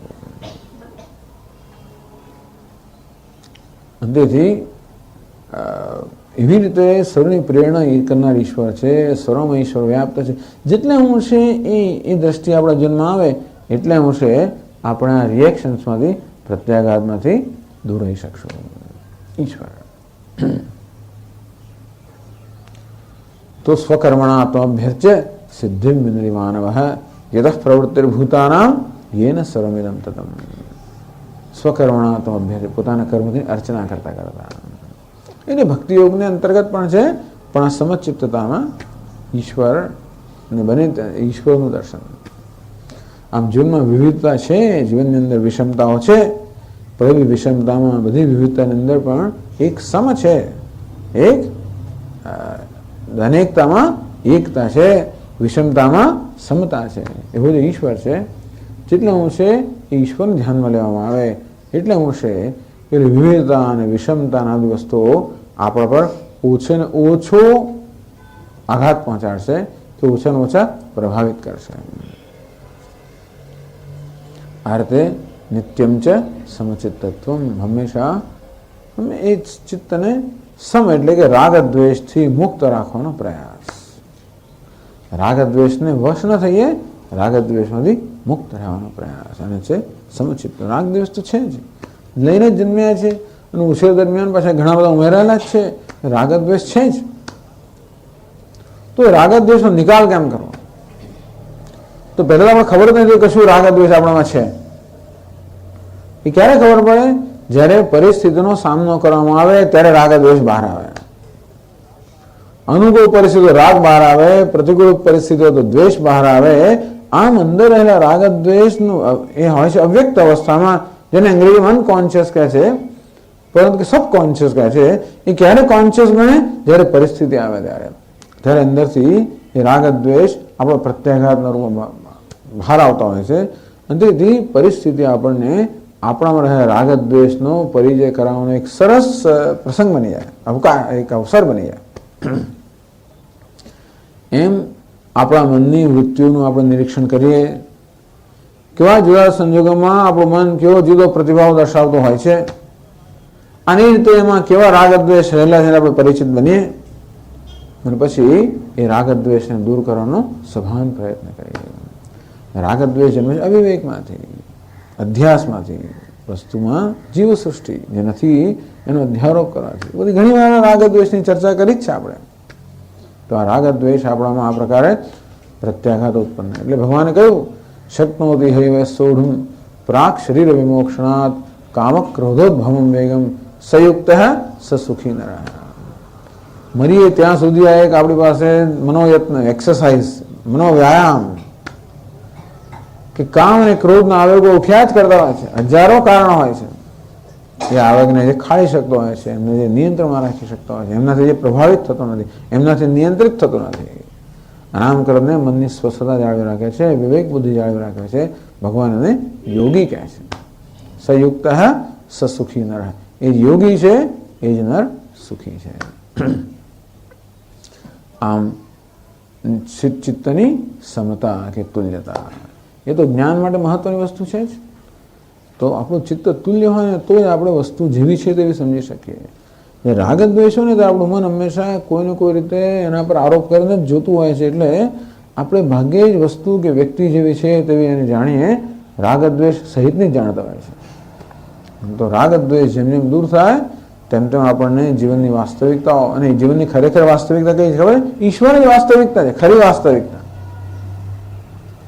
જગતમાં સર્વત્ર ઈશ્વર છે, અંતિમ વાસ્તવિકતા છે. એ વાસ્તવિકતા જાણવા માટે ચિત્તની સમતા આવશ્યક છે. તો આપણી જે બધી લાગણી છે એ લાગણી પણ ખરેખરી રીતે બહાર આવી શકશે. અને આ રીતે જ્ઞાન માટે અત્યંત આવશ્યક છે, જેથી આપણી દ્રષ્ટિ સ્વચ્છ રહે, વિવેકપૂર્ણ રહે. એટલા માટે ભગવાન નિત્યમ છે સમચિત્તત્વમ, બધી પરિસ્થિતિમાં ચિત્તની સમતા એ પણ એક મોટું મૂલ્ય છે.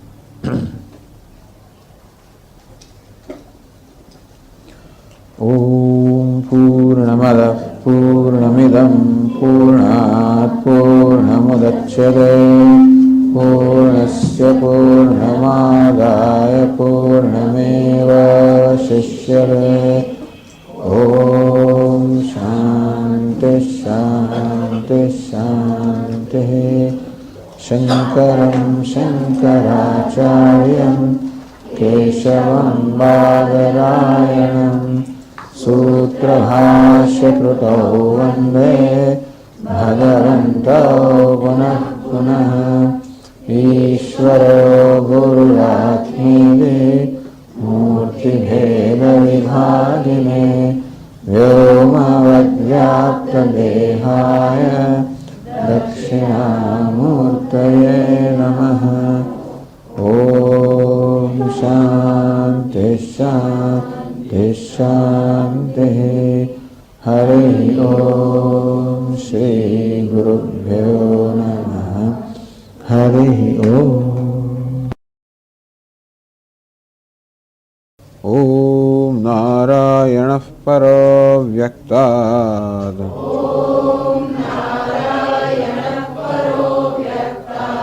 अण्डमव्यक्तसम्भवम् अण्डस्यान्तस्त्विमे लोकाः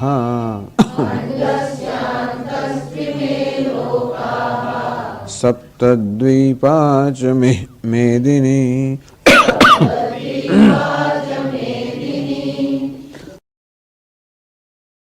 अमानित्वमदम्भित्वम् अहिंसा क्षान्तिरार्जवम् आचार्योपासनं शौचम् स्थैर्यमात्मविनिग्रहः इन्द्रियार्थेषु वैराग्यम् अनहंकार एव च जन्म मृत्युजरा व्याधि दुःखदोषानुदर्शनम् असक्तिरनभिष्वङ्गः पुत्रदारगृहादिषु नित्यं च समचित्तत्वम् इष्टानिष्टोपपत्तिषु मयि चानन्ययोगेन भक्तिरव्यभिचारिणी विविक्तदेशसेवित्वम् अरतिर्जनसंसदि अध्यात्मज्ञाननित्यत्वम् तत्त्वज्ञानार्थदर्शनम् एतज्ज्ञानमिति प्रोक्तम् अज्ञानं यदतोऽन्यथा।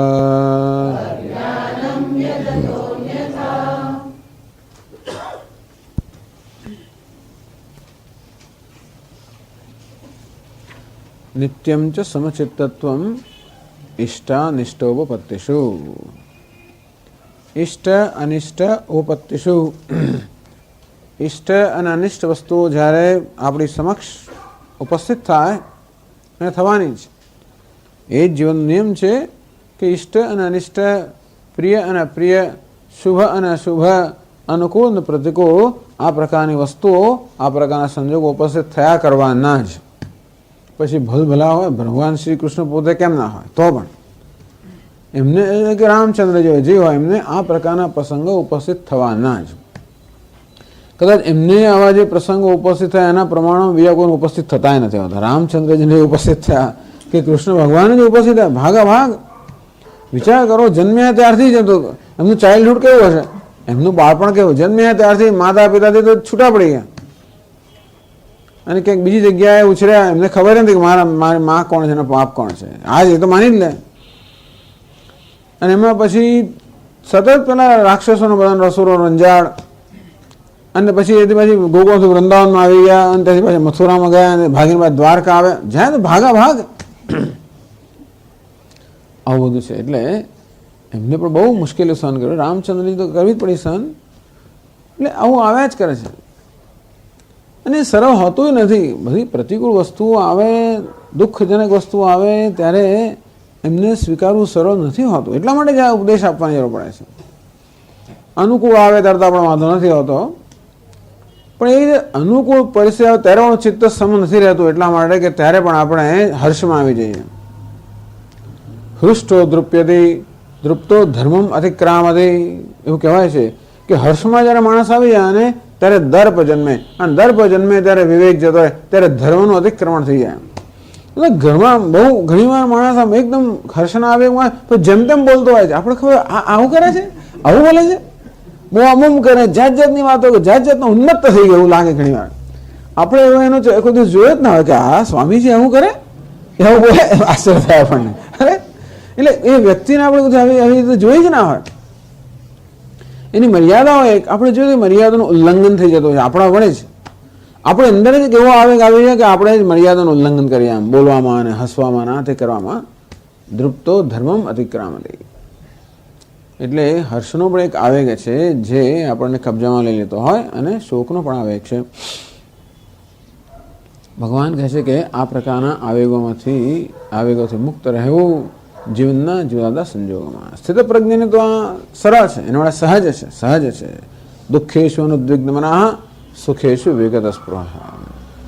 તો દુઃખની અંદર જેના મનમાં ઉદ્વેગ જન્મતો નથી, અને સુખમાં જેના મનમાં સ્પૃહા જન્મતી. કે વધારે આવે, સ્પૃહા એટલે જરાક આવ્યું, વધારે આવે, જાય નહીં. સુખ આવે તો પણ આપણે ચિંતા થતી હોય છે કે આવ્યું જતું રહેશે, આવ્યું છે એટલે પૂરતું નથી. આ પ્રકારે મનમાં સ્પૃહા જન્મતી. અગ્નિમાં જેવી રીતે ઘી રેડવામાં આવે અને અગ્નિ વધારે માંગણી કરે, તેમ માણસને જેમ સુખ આપવામાં આવે તો મન વધુ માંગણી કરે. આ પણ આવેગ છે. એટલે આ પ્રકારના આવેગોથી મુક્ત રહે મન. એ ત્યારે જ થઈ શકે જ્યારે અનુકૂળ અને પ્રતિકૂળ બંનેમાં, આમ તો અનુકૂળ પ્રતિકૂળ નથી ને પ્રતિકૂળ અનુકૂળ નથી.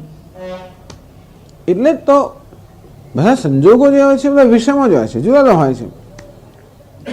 એટલા જ માટે દરેક સંજોગો પ્રત્યે આપણો જુદો જુદો પ્રતિભાવ હોય છે, સમજી શકાય છે. તો ભગવાન કહે છે કે આ પ્રકારના બદલાતા અને વિપરીત સંજોગોમાં પણ, વિપરીત એટલે અત્યંત ભિન્ન સંજોગોમાં પણ મનની સ્થિરતા કે મનની સમતા જાળવી રાખે. આવું કેમ બને? ત્યારે જ બની શકે જ્યારે આ બધી બદલાતી પરિસ્થિતિમાં જે સમ વસ્તુ છે એના તરફ આપણું ધ્યાન હોય તો. આમ વિષમતા જીવનમાં છે, એમાં શંકા જ નથી. સારું ખરાબ, સાચું ખોટું, અનુકૂળ પ્રતિકૂળ, માન અપમાન, સ્તુતિ નિંદા, સફળતા નિષ્ફળતા આ છે જ. તો કેમ આપણે ચિત્તની સમતા જાળવી શકીએ? ત્યારે જાળવી શકીએ જ્યારે આ બધી વિપરીત કે વિરુદ્ધ, પરસ્પર વિરુદ્ધ દેખાતી વસ્તુઓમાં, દ્વંદ્વમાં પણ જે સમાન ભાવે રહેલું છે એની સાથે આપણે આપણી જાતને જોડીએ. એટલે સિદ્ધાંત તો એ જ છે કે જે કંઈ આપણી સમક્ષ આવતો હોય એ ઈશ્વર જ એક અથવા બીજું રૂપ લઈને આવતો હોય છે. અંતેથી અનુકૂળતાનો વેશ લઈને પણ ઈશ્વર આવતો હોય છે, પ્રતિકૂળતાનો વેશ લઈને પણ ઈશ્વર જ આવતો હોય છે.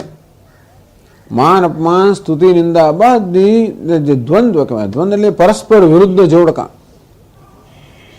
આ પરસ્પર વિરુદ્ધ વેશ પહેરીને એક ભગવાન આપણી સમક્ષ આવતો હોય છે, એ સિદ્ધાંત છે.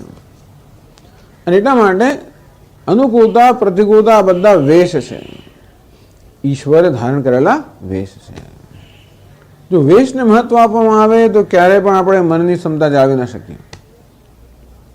ભિખારી પ્રત્યે અને ધનવાન પ્રત્યે આપણું વર્તન સરખું તો ના જ હોય, ફેર પડે જ. આપણો મિત્ર હોય અને શત્રુ પણ હોય, વર્તન સરખું ના જ હોય, આપણા મને જુદો પ્રતિભાવ જન્મે જ.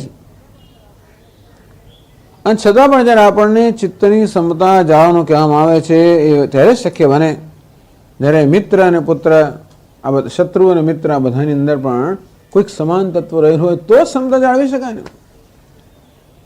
શત્રુ મિત્રે પુત્રે બંધૌ મા કુરુ યત્નમ વિગ્રહ સંધૌ સર્વસ્મિન વિપશ્યાત્માનમ સર્વત્રોત્સુ ભેદા જ્ઞાનમ ભજ ગોવિંદમ.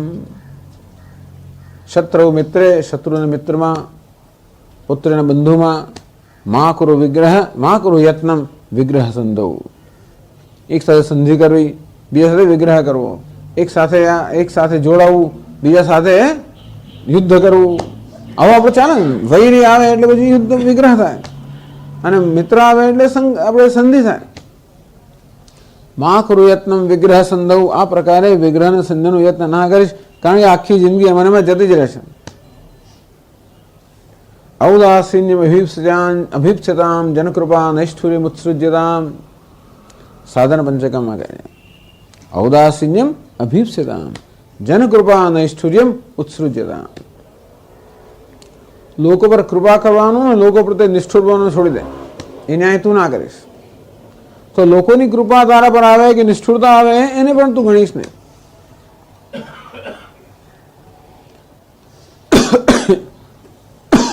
ત્યારે જ બને જ્યારે આ પરસ્પર વિરુદ્ધ દ્વંદ્વમાં રહેલો એક જે સમાન પરમાત્મા છે એ પરમાત્મા પ્રત્યે આપણું ધ્યાન કેન્દ્રિત કરવામાં એની સાથે આપણે તાદાત્મ્ય પામીએ. એના વેશ સાથે નહીં પરંતુ વેશમાં રહેલા પરમાત્મા સાથે આપણું તાદાત્મ્ય હોય, એની સાથે આપણો સંબંધ હોય તો જ આ ચિત્તની સમતા સમાન બની શકે, સમત્વ દ્રષ્ટિ તો બની શકે. એની પહેલા ભગવાને કહ્યું કે બધે ભગવાનના દર્શન કરવા તો શરૂઆતમાં શક્ય ના બને, તો એનાથી પહેલા આપણે એવું કરી શકીએ કે બધે ભગવાનના અનુગ્રહના દર્શન કરે. ચાલો અર્થાત જે કે આપણી સમક્ષ આવે છે એ ઈશ્વરનો અનુગ્રહ છે, ઈશ્વરનો પ્રસાદ છે. એનું નામ છે પ્રસાદ બુદ્ધિ. બસ માન પણ ઈશ્વરનો પ્રસાદ, અપમાન પણ પ્રસાદ. જરા કડવો પ્રસાદ છે, મીઠો પણ પ્રસાદ, કડવો પણ પ્રસાદ. આજકાલ શિયાળામાં સવારના પરમાં શું મેથી ખાવાની, એ પણ પ્રસાદ જ છે. ભાઈ મેથી કેમ ખાઈએ આપણે? હું તો ભાઈ ગોળ ખાવું, ખજૂર ખાઓ, મેથી ના ખાઓ. મેથી કેમ ખાઈએ છીએ? કારણ કે મેથી તરફ જોવાના બદલે મેથીના ગુણ તરફ જોવામાં આવે છે. ખજૂરમાં માત્ર સ્વાદ તરફ જોવાને બદલે એના ગુણ તરફ જોઈએ તો સારું. એટલે ગુણ તરફ જોઈને જે વસ્તુને નું સેવન કરવામાં આવે તો બધા બધે સમાનતા રહે. માત્ર બહારના સ્વાદ પ્રત્યે જો ધ્યાન રાખીને સેવન કરવામાં આવે તો હંમેશા પક્ષપાત રહે. આ નથી ગમતું, પેલું નથી ગમતું, પેલું ગમે છે. ગુણ પ્રત્યે જોવાનું. ભલે ને ભાઈ કારેલા સારું કંઈ નહીં, મેથી તો કંઈ વાંધો નહીં, જે હોય પણ આ કડવું ભલે હોય પછી ત્યાં ગુણકારી છે માટે આપણે એનું સેવન કરીએ. એટલે જેવી રીતે આપણા જીવનમાં પણ આ બધી વસ્તુનું સેવન ત્યારે શક્ય બને જ્યારે એના ગુણ તરફ ધ્યાન આપવામાં આવે. તેવી રીતે ખરાબ સારું અથવા તો અનુકૂળ પ્રતિકૂળ જે કે બનતું હોય એના ગુણ પ્રત્યે ધ્યાન આપીએ. ચલો આ પ્રતિકૂળતાના રૂપે કે નિષ્ફળતાના રૂપે કે અપમાનના રૂપે કે દુઃખના રૂપે આવ્યું છે મારી સમક્ષ. જેમ મેથી ને પેલા કારેલા આવતા હોય તેવી રીતે પણ એમાં કઈ ગુણ છે ખરો? તો હા એનો ગુણ છે, મને ઘડવા માટે આવ્યું છે એવું આપણે માની લઈએ. દુઃખ મને ઘડવા માટે આવ્યું છે અને સુખ મને આશ્વાસન આપવા માટે આવ્યું છે. ભગવાન બંને કરતો હોય ને. જેમ કુંભાર પેલો ઘડો બનાવતો હોય ત્યારે બહારથી ટપારતો હોય અને અંદરથી પંપાળતો હોય. એ નિગ્રહ અને અનુગ્રહ આવો નિયમ છે તો જ ઘડતર તૈયાર થઈ શકે. પેલો કુંભાર પંપાળા કરે તો એનો આકાર ના બને, નહીં ટપાર્યા કરે ને તો પણ આકાર ના બને. ટપારે ખરો અને પંપાળે ખરો, બંને કરે.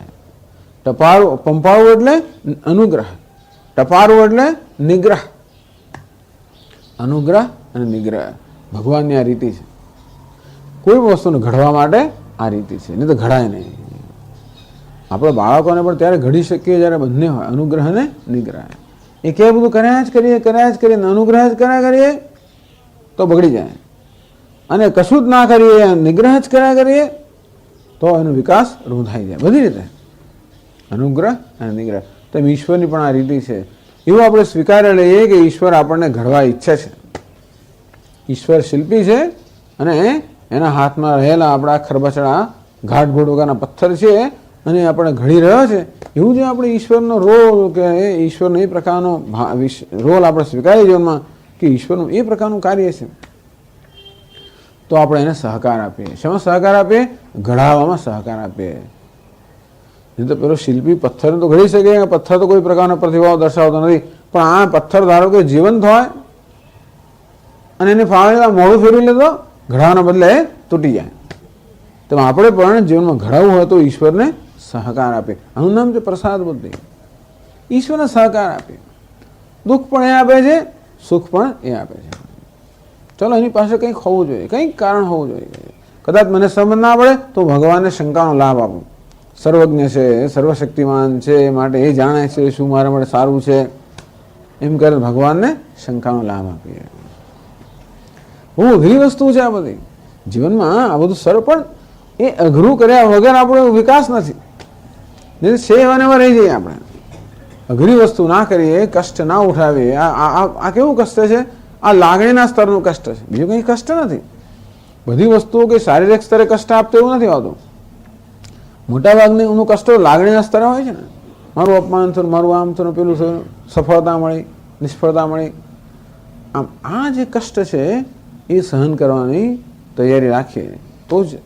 એટલે આ અઘરું છે, પણ છતાં દર વખતે એમાં ઈશ્વરનો હાથ, ઈશ્વરની સિગ્નેચર, ઈશ્વરની સર્વજ્ઞતા, ઈશ્વરની કૃતિ, ઈશ્વરની સર્જકતા જોવામાં આવે કે આનો સર્જક ઈશ્વર છે. એવો જેટલા અંશે પ્રયત્ન થાય એટલા અંશે આપણે એ પરિસ્થિતિમાં સ્વસ્થતા જાળવી રાખીએ. એટલે કે મને અનુકૂળ સંજોગો મળે તો પણ હું આમ એમાં દરેક મારી સાથે જોડું. રિએક્શન ક્યારે આવે? પ્રત્યાઘાત જ્યારે હું અંદર જોડાવું ત્યારે. જ્યારે મને અનુકૂળ વસ્તુ બને ત્યારે એનો યશ હું લઉં અને ફૂલાઈ જાઉં, તો પ્રતિકૂળ વસ્તુ બને તેનો અપયશ હું લઈને એકદમ ડિપ્રેસ થઈ જાઉં, ગમગીન થઈ જાઉં. આ બંને રિએક્શન, બંને પ્રત્યાઘાતો છે. અનુકૂળ વસ્તુ બને, ગમતી વસ્તુ બને ત્યારે યશ ના લઉં, હું ઘમંડ ના કરું, હું ફોલાઈ ના જઉં, ઈશ્વરનો આભાર માનું કે જો મને પ્રોત્સાહન આપવા માટે આ કરવામાં આવ્યું છે. ભગવાન તારી કૃપા. અને કષ્ટજનક વસ્તુ આવે ત્યારે ફરી પાછો હું એનો અપયશ ના લઉં, એને માટે મારી જાતને જવાબદાર ના ગણો. એ પણ ઈશ્વરનું જ કર્તૃત્વ છે. અને એમાં ઈશ્વરનો કંઈક સંકેત હોવો જોઈએ. એ કંઈક મને શીખવવામાં આગ્રહ કરે છે, કંઈક ઘડવા માટે કરે છે. અને આ રીતે હું એને શંકાનો લાભ એને સ્વીકાર કરું, વિરોધ વગર, અવિરોધ. તો આ પ્રકારનું જીવન સાથનું વર્તન સતત કરવું પડે ને. દરેક ક્ષણે સંજોગો આવ્યા જ કરતા હોય છે. એ દરેક સંજોગોમાં સમતા ક્યારે જાળવી શકે? એ સંજોગોમાં ઈશ્વર જે છે, ઈશ્વરનું દર્શન કરવાનો, કે ઈશ્વરની નિયતિ, ઈશ્વરની યોજના, ઈશ્વરની કૃપા, વધારે વધારે તો કે આ દ્વારા ઈશ્વરની કૃપા વરસી રહી છે, નિગ્રહ દ્વારા અને અનુગ્રહ દ્વારા. આપણે છે ને બધું આપણે અનુકૂળ આપણે ગમે ખરું, બધું આપણે અનુકૂળ થાય, ગમે તો ખરું. સ્વામી મને ભગવાન પૂરેપૂરી શ્રદ્ધા છે. કેમ શ્રદ્ધા છે? કારણ કે હું જે માગું છું બધું મને મળી જાય છે.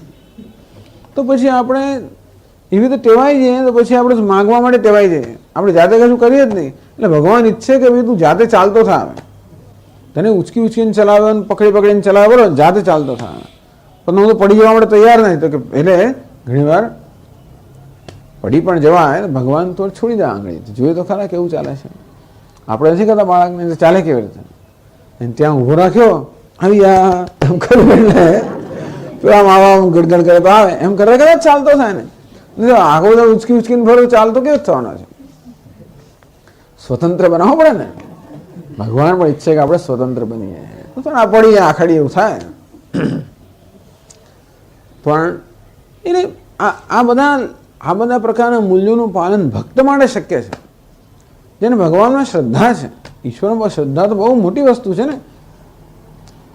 અનુકૂળ બને ત્યારે શ્રદ્ધા રાખવી તો કોઈ અઘરી નથી, પણ પ્રતિકૂળ બને ત્યારે શ્રદ્ધા રાખવી બહુ મુશ્કેલ છે. ત્યારે પણ જો શ્રદ્ધા જાળવી રાખીએ તો જ આ પ્રકારની પ્રસાદ બુદ્ધિ શક્ય બને. એટલે આ રીતે ઈશ્વરનું દર્શન નિત્યમ ચ સમચિત્તત્વમ, જેને પ્રસાદ બુદ્ધિ કામ આવે કે જે કે મને પ્રાપ્ત થાય છે ઈશ્વરનો અનુગ્રહ છે. એથી વધીને જે કે મારી સમક્ષ આવે છે એ ઈશ્વર જ છે, એનેથી એક પગલું આગળ. એટલે આ સમતાનું અંતિમ ફળ કયું? ઈશ્વરના દર્શન. આ પ્રસાદ બુદ્ધિ એક ભાવના છે. મનમાં શ્રદ્ધા છે કે ઈશ્વર છે અને એ જ બધું કરી રહ્યો છે, જે હરિ કરશે તેમાં હિતનું. આમ મારી મછલીને એ પ્રકારની ભાવના જાળવી રાખીએ શરૂઆતમાં. પછી સમય જતા એ વસ્તુ આપણું જ્ઞાન બને કે ના વાત સાચી જ છે. અને પછી ઈશ્વરના અનુગ્રહના દર્શનમાંથી ધીમે ધીમે ઈશ્વરના જ દર્શન. બસ ત્યારે સમચિત્તત્વ શ્રેષ્ઠ હોય. સમમ સર્વેષુ ભૂતેષુ પશ્યંતમ તિષ્ઠંતમ પરમેશ્વરમ, પ્રાણી માત્રમાં સમાન રીતે રહેલા ઈશ્વરના દર્શન કરે. એ આ સમત્વની પરાકાષ્ઠા છે. એટલે જ ભગવાને આ સમત્વ દૃષ્ટિનો જ્ઞાનના મૂલ્યમાં સમાવેશ કર્યો. કારણ કે ખરેખર સમ તો ઈશ્વર જ છે. નિર્દોષમ હિ સમમ બ્રહ્મ. સમચિત્તત્વ ત્યારે હોય જ્યારે નિર્દોષમી સમમ બ્રહ્મ, બ્રહ્મ સર્વ સમાન છે, એમાં ક્યારેય કોઈ પરિવર્તન આવતું નથી. અને તેથી છેવટે એ સમ અર્થાત પરમાત્માના દર્શન કરવા એ ચિત્તની શ્રેષ્ઠ સમતા છે. પણ અત્યારે આ મૂલ્યના રૂપમાં કહેવામાં આવી છે એ વ્યાવહારિક સ્તરની સમતા છે અથવા તો સાપેક્ષ સમતા છે જે ભાવના પર રચાયેલી છે. અને પછી જ્ઞાની પુરુષની સમતા છે દર્શન પર, જ્ઞાન પર રચાયેલી છે. તો આ પ્રકારે સમચિત્તત્વની વાત કરવામાં આવી. ઇષ્ટ ઉપત્તિષુ ન હૃષ્યતિ અનિષ્ટ ઉપત્તિષુ ચ ન કુપ્યતિ તચ્ચેતત નિત્યમ સમચિત્તત્વમ જ્ઞાનમ. હવે આગળ 10મા શ્લોકમાં કહે છે મયિ ચ અનન્ય યોગેન ભક્તિરવ્યભિચારિણી વિવિક્ત દેશ સેવિત્વમ અરતિર્જન સંસદી. મયિ ચ અનન્ય યોગેન અવ્યભિચારિણી ભક્તિ. ભગવાન છે મારામાં ભક્તિ, એમને જરાય સંકોચ નથી. મારામાં ભક્તિ. એવું કોઈ કહે તું મારો ભક્ત બન, હા મન મનાભ મદ ભક્ત મદ્યાજીમાં, કોઈ પ્રકારના સંકોચ વગર કહી શકે છે.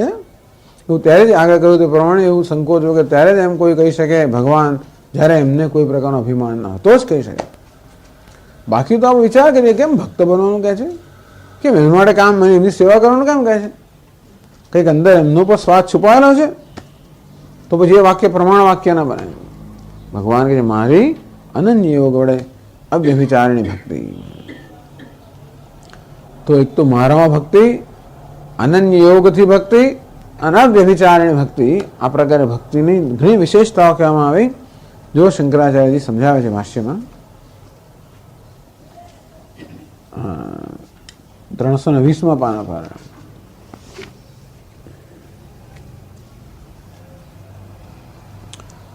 કિંચ મયિ ચ ઈશ્વરે અનન્ય યોગેન અપૃથક સમાધિના નાન્યઃ ભગવતઃ વાસુદેવાत् પરઃ અસ્તિ અતઃ સ એવ નઃ ગતિઃ ઇતિ એવં નિશ્ચિતા અવ્યભિચારિણી બુદ્ધિઃ અનન્ય યોગઃ તેન ભજનમ ભક્તિઃ ન વ્યભિચારિણી ન વ્યભિચરણશીલા અવ્યભિચારિણી સા ચ જ્ઞાનમ.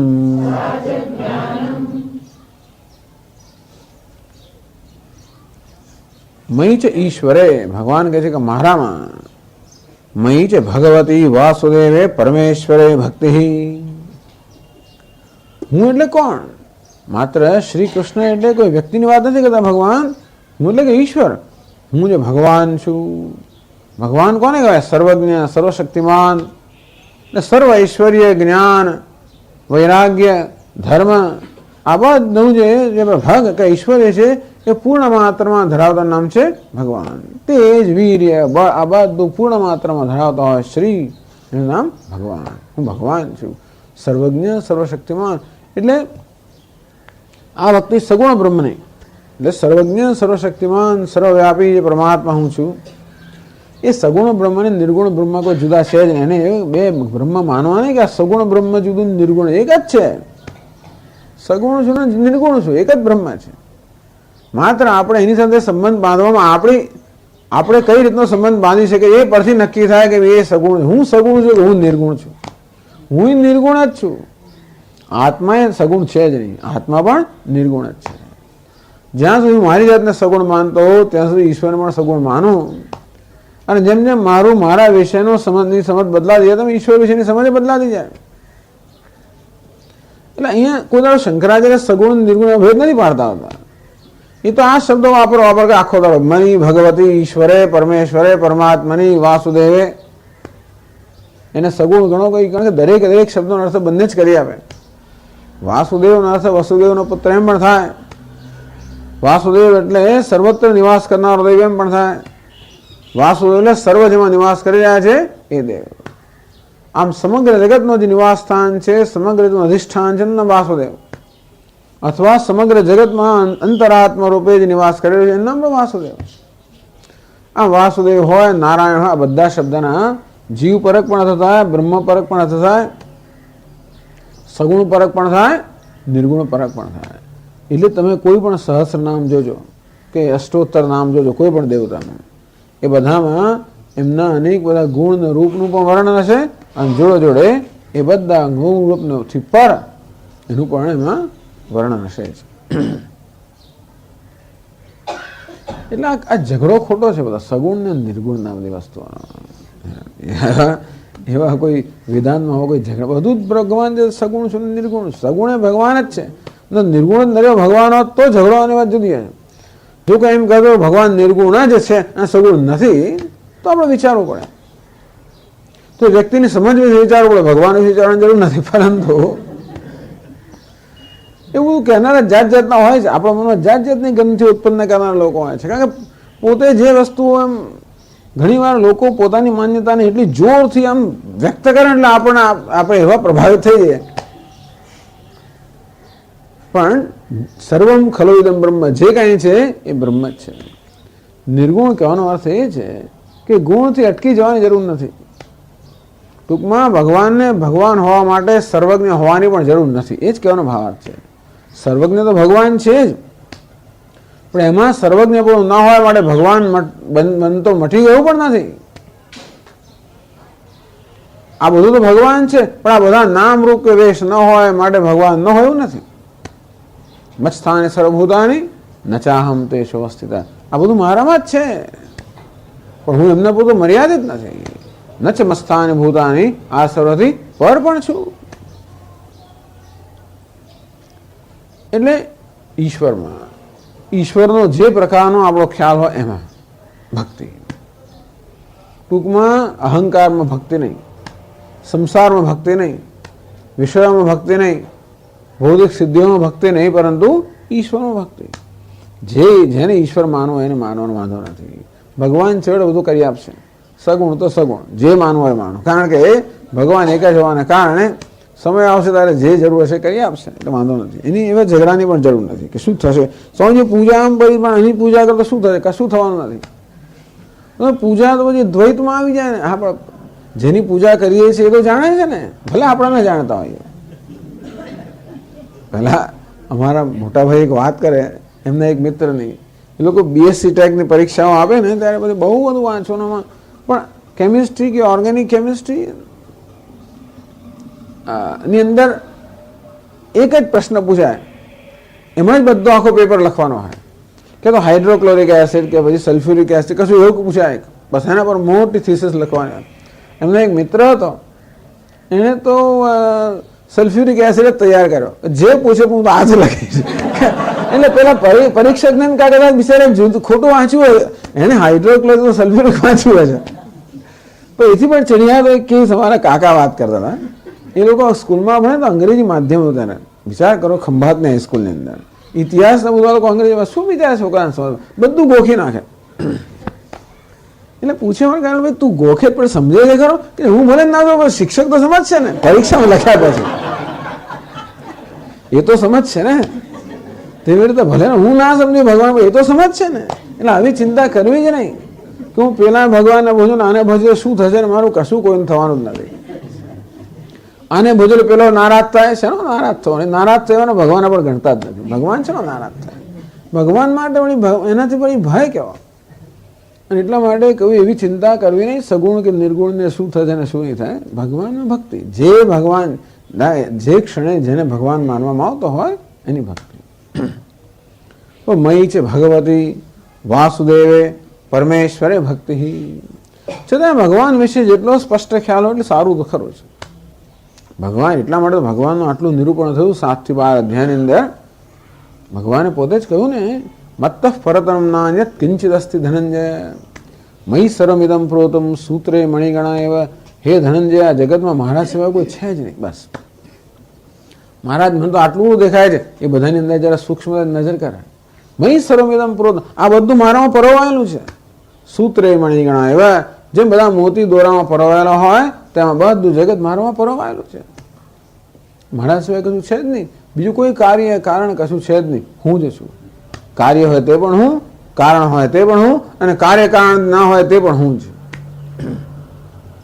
એ હોવાને કારણે આપણે કોઈ ખોટા પડીએ જ નહીં. એટલા માટે હિન્દુસ્તાનમાં જેને ભક્તિ કરવી એને કરો, પથ્થર ને પથ્થર ને, જેને લાકડા ને તો લાકડા, જે હોય, કારણ કે બધા ભગવાન છે, નસીબ જોગ્યા. એવું હોવાને કારણે ગમે તેની ભક્તિ કરી અને ગમે તે રીતે કરીએ તોય વાંધો નહીં. નવમા અધ્યાયમાં બહુ વાતો કરે. ભગવાન છેવટે કહે છે કે અગત્યની વસ્તુ તો ભાવ જ છે ને, અને તેથી એ બધું કામ કરશે. અપિચેસુ દુરાચાર ભજતે મામ અનન્ય ભાગ. દુરાચાર માણસ તો મારી ભજન કરવાથી પણ જો તરી જતો હોય, હવે એને શું ખબર હોય ભગવાન કેવા છે? બસ એનો જે પ્રકારનો ભગવાનનો ખ્યાલ હોય એની સાથે અનન્ય ભાગ, એટલે ભગવાન અવ્યભિચારની ભક્તિ, અનન્ય યોગેન ભક્તિ. છતાં ઈશ્વર જગતનું અભિન્ન નિમિત્ત ઉપાદાન કારણ છે, અર્થાત જગતનો સર્જક પણ એ છે, જગત પણ એ જ છે. અહમ સર્વસ્ય પ્રભવ મત્ત સર્વમ પ્રવર્તતે ઇતિ મત્વા ભજન્તે મામ બુધાહ ભાવ સમન્વિતા.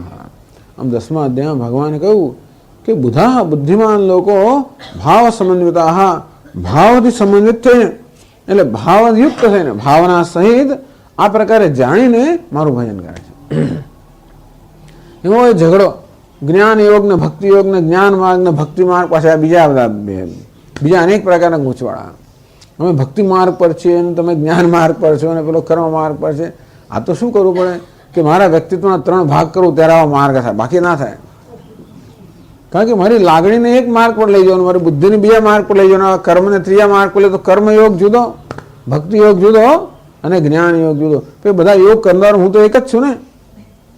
એવું હોવાને કારણે બધા યોગ જુદા કેવા હોઈ શકે? એટલે ભગવાને કશા જુદા યોગ કર્યા જ નથી. તો શું મન મના ભવ, મદ ભક્તો ભવ, મદ્યાજી ભવ, મામ નમસ્કુરુ.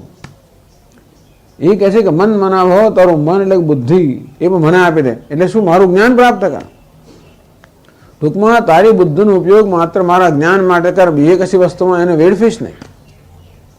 મદ ભક્તા, તું ભજન પણ મારું જ કર, પ્રેમ પણ મને જ કર. મદ્યાજી, યજન પણ મારું જ કર, સેવા પણ મારી કર, કર્મ મારા માટે જ કર. તમે એમાં કયો પછી આ યોગ થયો?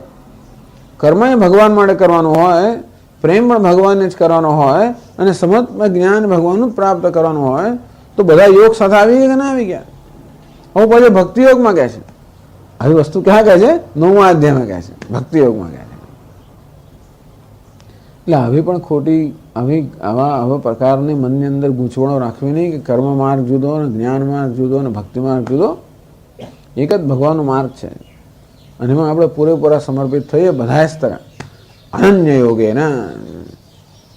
એટલે એ કહ્યું ને, યો મામ એવં સમૂઢ જાનાદિ પુરુષોત્તમમ સ સર્વવિદ ભજતિ મામ સર્વભાવેન ભારત.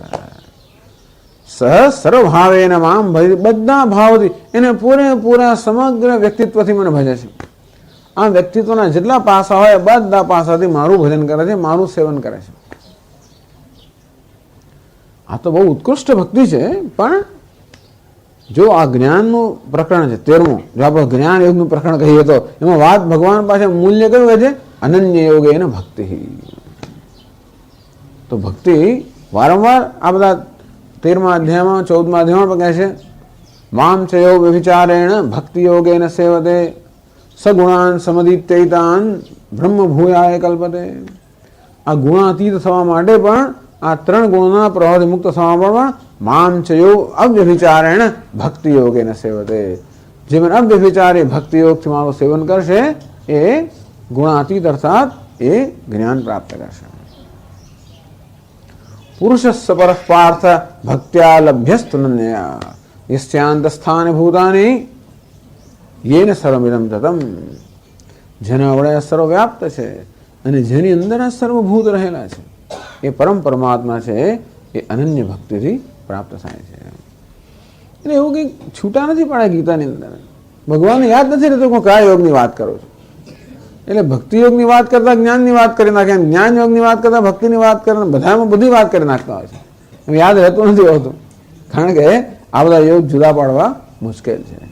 તો પછી એવું છે ને કે આપણે એક પ્રકારનું માળખું તૈયાર કરીને બધું માળખા એ માળખામાં બધાને ફિટ કરવા જ માંગે તો આ પ્રકારના બધા વિભાગ પડતા હોય છે. હવે એવું કહેવાય કે જગતમાં આપણા અનુભવમાં ત્રણ વસ્તુઓ છે, જીવ છે, જગત છે ને ઈશ્વર છે.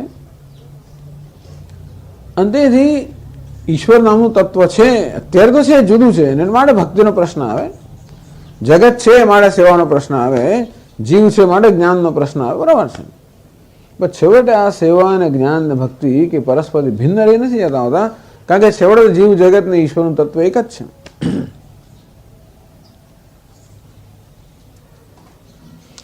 એટલે આ ભક્તિ જે જ્ઞાનના સંદર્ભમાં કહેવામાં આવી છે ને, આ ભક્તિ જ્ઞાનનું સાધન છે.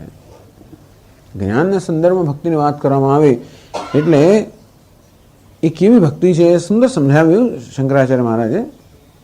મયી છે ઈશ્વરે અનન્ય યોગેન અપૃથક સમાધિના. યોગ એટલે સમાધિ, એટલે ચિત્ત અને વૃત્તિ સમાહિત કરવી. તું કોઈ મારામાં જ મારો ભક્ત છે, મારામાં જ મારું ચિત્ત ચોંટાડેલું રાખે. યોગ અનન્ય યોગ એટલે ક્યારે પણ મારાથી એનું ચિત્ત દૂર થાય જ નહીં, એ પ્રકારની ભક્તિ. એટલે શું કહે છે? નન્ય ભગવત વાસુદેવાત પરહસ્તિ. મનમાં આ પ્રકારનું સમજ છે કે આ પ્રકારનું સતત ચિંતન છે. નન્ય ભગવત વાસુદેવાત પરહસ્તિ. ભગવત વાસુદેવાત પરહ અન્ય નાસ્તિ. ભગવાન વાસુદેવથી અન્ય કોઈ છે જ નહીં. અતઃ સૈવ નહ ગતિ. અંતેથી એ જ અમારા જીવનની ગતિ છે, એ જ અમારો આશ્રય છે, એ જ અમારું ધ્યેય છે. ભગવાનને એવું ગમે ખરું કે એ જીવનનું ધ્યેય હોય, અને એવું પણ ગમે કે એ જીવનનો આશ્રય પણ હોય. મય્યા આસક્ત મનાઃ પાર્થ યોગમ યુંજન મદાશ્રય. મય આસક્ત મનાઃ, જેનું મન મારામાં આસક્ત થયેલું છે, મદાશ્રય, જેને મારો જ આશ્રય લીધેલો છે, યોગમ યુંજન, મારી જ સેવા કરે છે. ટૂંકમાં આ ભક્તના જીવનમાં ભગવાન સિવાય બીજું કશું હોય જ નહીં. એ પ્રકારની જે ભક્તિ છે ને અનન્ય યોગ કહેવામાં આવ્યો. સૈવ નહ ગતિ. આ જગતની અંદર ભગવાન વાસુદેવથી બીજું કંઈ તત્વ જ નથી. જેનું ધન અર્થ ધર્મ અર્થ કામ એ પણ ભગવાન વાસુદેવ જ છે. ધર્મ અર્થ કામ મોક્ષ જે કંઈ પુરુષાર્થ છે ભગવાન વાસુદેવ જ છે. અને માટે હું ખરેખર મને એમ કે હું અર્થ ઈચ્છું છું જીવનમાં, હું જ્યારે ધન સંપત્તિ કે સત્તા પ્રતિષ્ઠા ઈચ્છતો હોઉં ત્યારે ખરેખર ભગવાન વાસુદેવને ઈચ્છતો હોઉં છું. કદાચ એવો વિવેક મારામાં ન હોય,